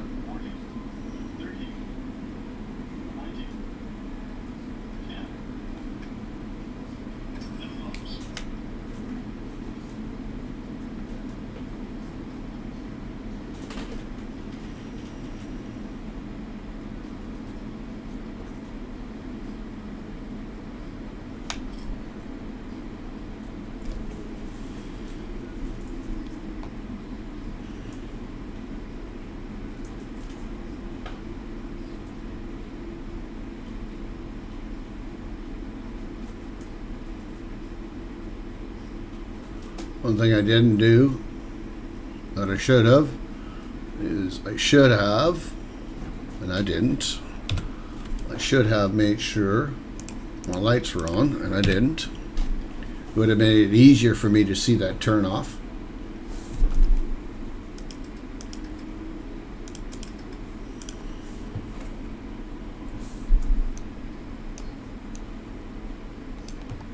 We made the first turn off as I was hoping to.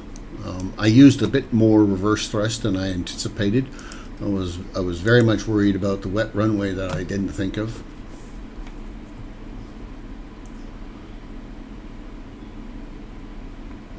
So we'll get over here and we'll clean up. Let's go in the overhead. Let's go clean up some stuff. So what we need is that off. We need this and this on. We need that on. We're going to turn the APU on because we're going to need the APU when we get to the gate. Now, we don't technically have to have the APU on, but I'm going to explain a little bit about why I'm doing it this way once we get to the gate. I did say I was going to talk about weather. So let's go here. Let's go here.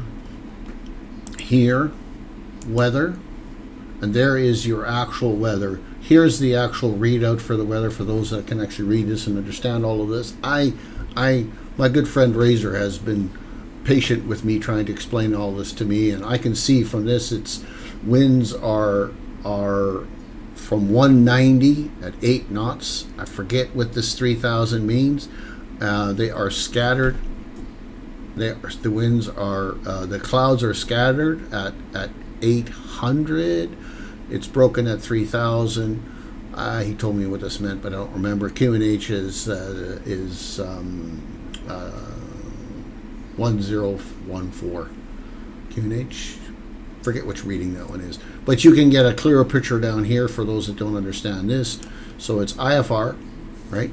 8 knots, from 290. Visibility is 1.6 nautical miles. Clouds are scattered. The temperature is 11. I think that's what this is, 11, and dew point is 10.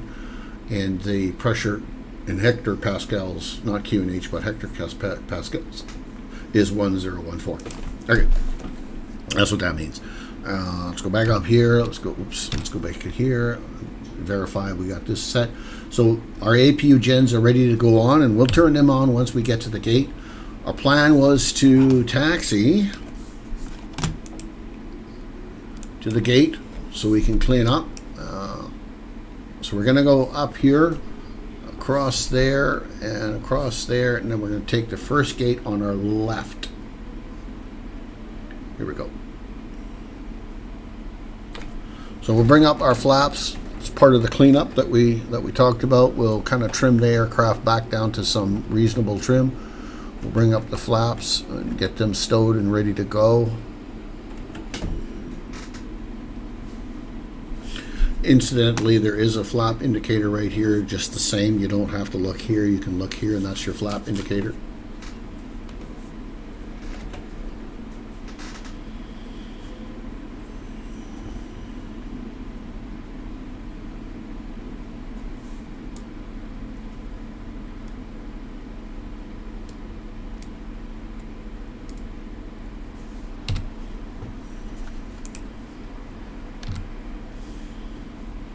So I can see the gates are over here. Did I still have this running? I do. So there is a lot of open gates here. We got a couple over here in the ramp. We got open gates for days over there, so we'll just pick whatever one we like. Obviously, ordinarily, you would have your airline secure the gate for you, and ATC would tell you which gate you're going to that you've been secured at. But there is an Emirates over there. We'll take this one right up here.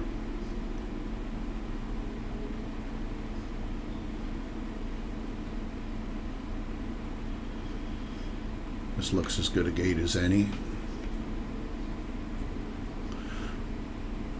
Now the one thing about the sim that we can't do just yet, but maybe one day there'll be an add-on for it, is to be able to book a gate. I don't know how you do it because not everybody is going to adhere to that booking, but it would be nice if you could book book a gate on your departure and book a gate on your arrival. It would be nice if somebody had an add-on for said stuff. That would be fantastic. All right, so we're going to stop here, and hopefully we've stopped in the right spot. Now, let's talk about what do we do at the gate. Engines are running. You can't put shocks on while the engines are running because nobody should be near the engines. Okay, so we got to get the engines off. We could hook up ground power, but again, nobody should be around the aircraft while the engines are running. So that's why we have the APU running. So we have the APU running here. We're going to put those generators on, which turns these generators off, which then allows us to turn the engines off. Typically, you'll not shut the engines off until the engines have a time to spool down and cool down. I know there's a given temperature you're supposed to do this at, but I can't remember. And I suspect every engine is slightly different, or every airline is slightly different. What I do as my rule of thumb is I get to the gate, I let the engines kind of cool down a little bit, and then, spool down a little bit, and give it a reasonable amount of time, whatever that time frame might be, and then we go and shut the engines off. How do we do that?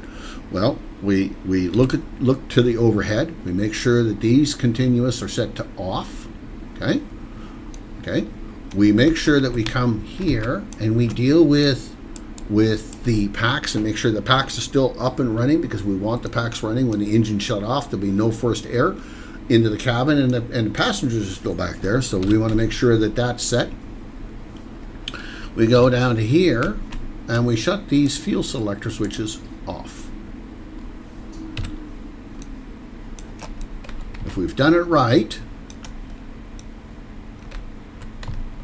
we haven't.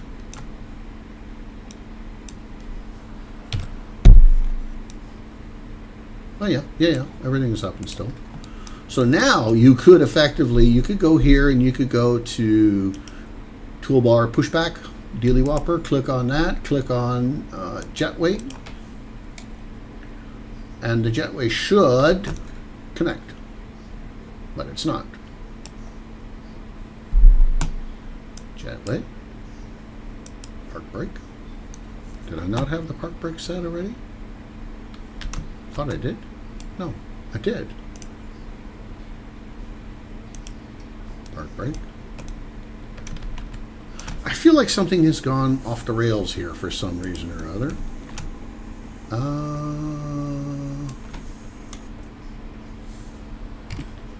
feel like all of a sudden it feels like to me the APU is not actually running.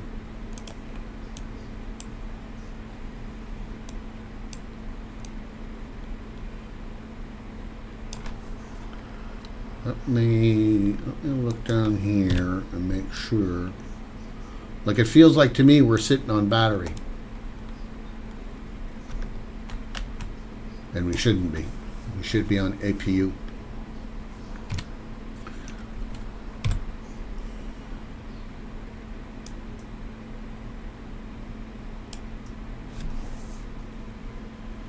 I mean, I suppose we could just go to ground power.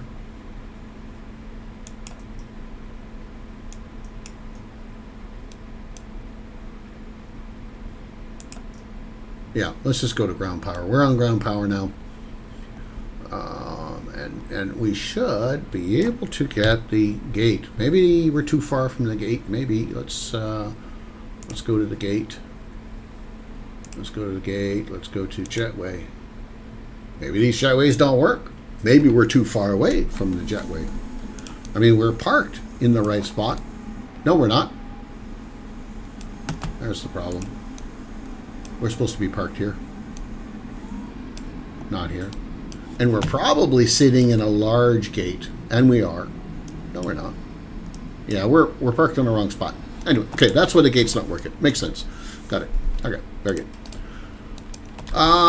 We'll shut it down, is what we'll do. Shut that power off. We'll shut this off. We'll shut this off. We'll shut this off. Shut that off, that off, that off, that. Oops, that off. And the way we shut the rest of the power off is in these two switches that we started with, okay? So we can shut this off, and we shut the emergency power off, and we're done. That has been relatively successful with a couple of breaks in between. But that has been, for those that watch it to the end, I appreciate it. And those that comment, I appreciate you guys as well. And if you like this kind of content, by all means, go ahead and give me a like and a subscribe. If you don't like it, tell me you don't like it. I'm open to you don't like it. Be constructive in your opinions. I'm open to that too. So Raymond, Stream Gamers, appreciate you all. We finally got through one without any pilot error-ish. But there'll be more coming. I'm sure I'll do more. I want to do more. I see my spoilers I didn't stow the spoilers. That's an unfortunate set of circumstances. You really should have. I really should have done that. For all you simmers that watch this and say, hey, you done this wrong, you done that wrong, you done this wrong, comment section. I will learn from that, and hopefully everybody will learn and we'll all get better. All right, Raymond, Stream Gamers, appreciate you all. Until the next one, bye-bye now.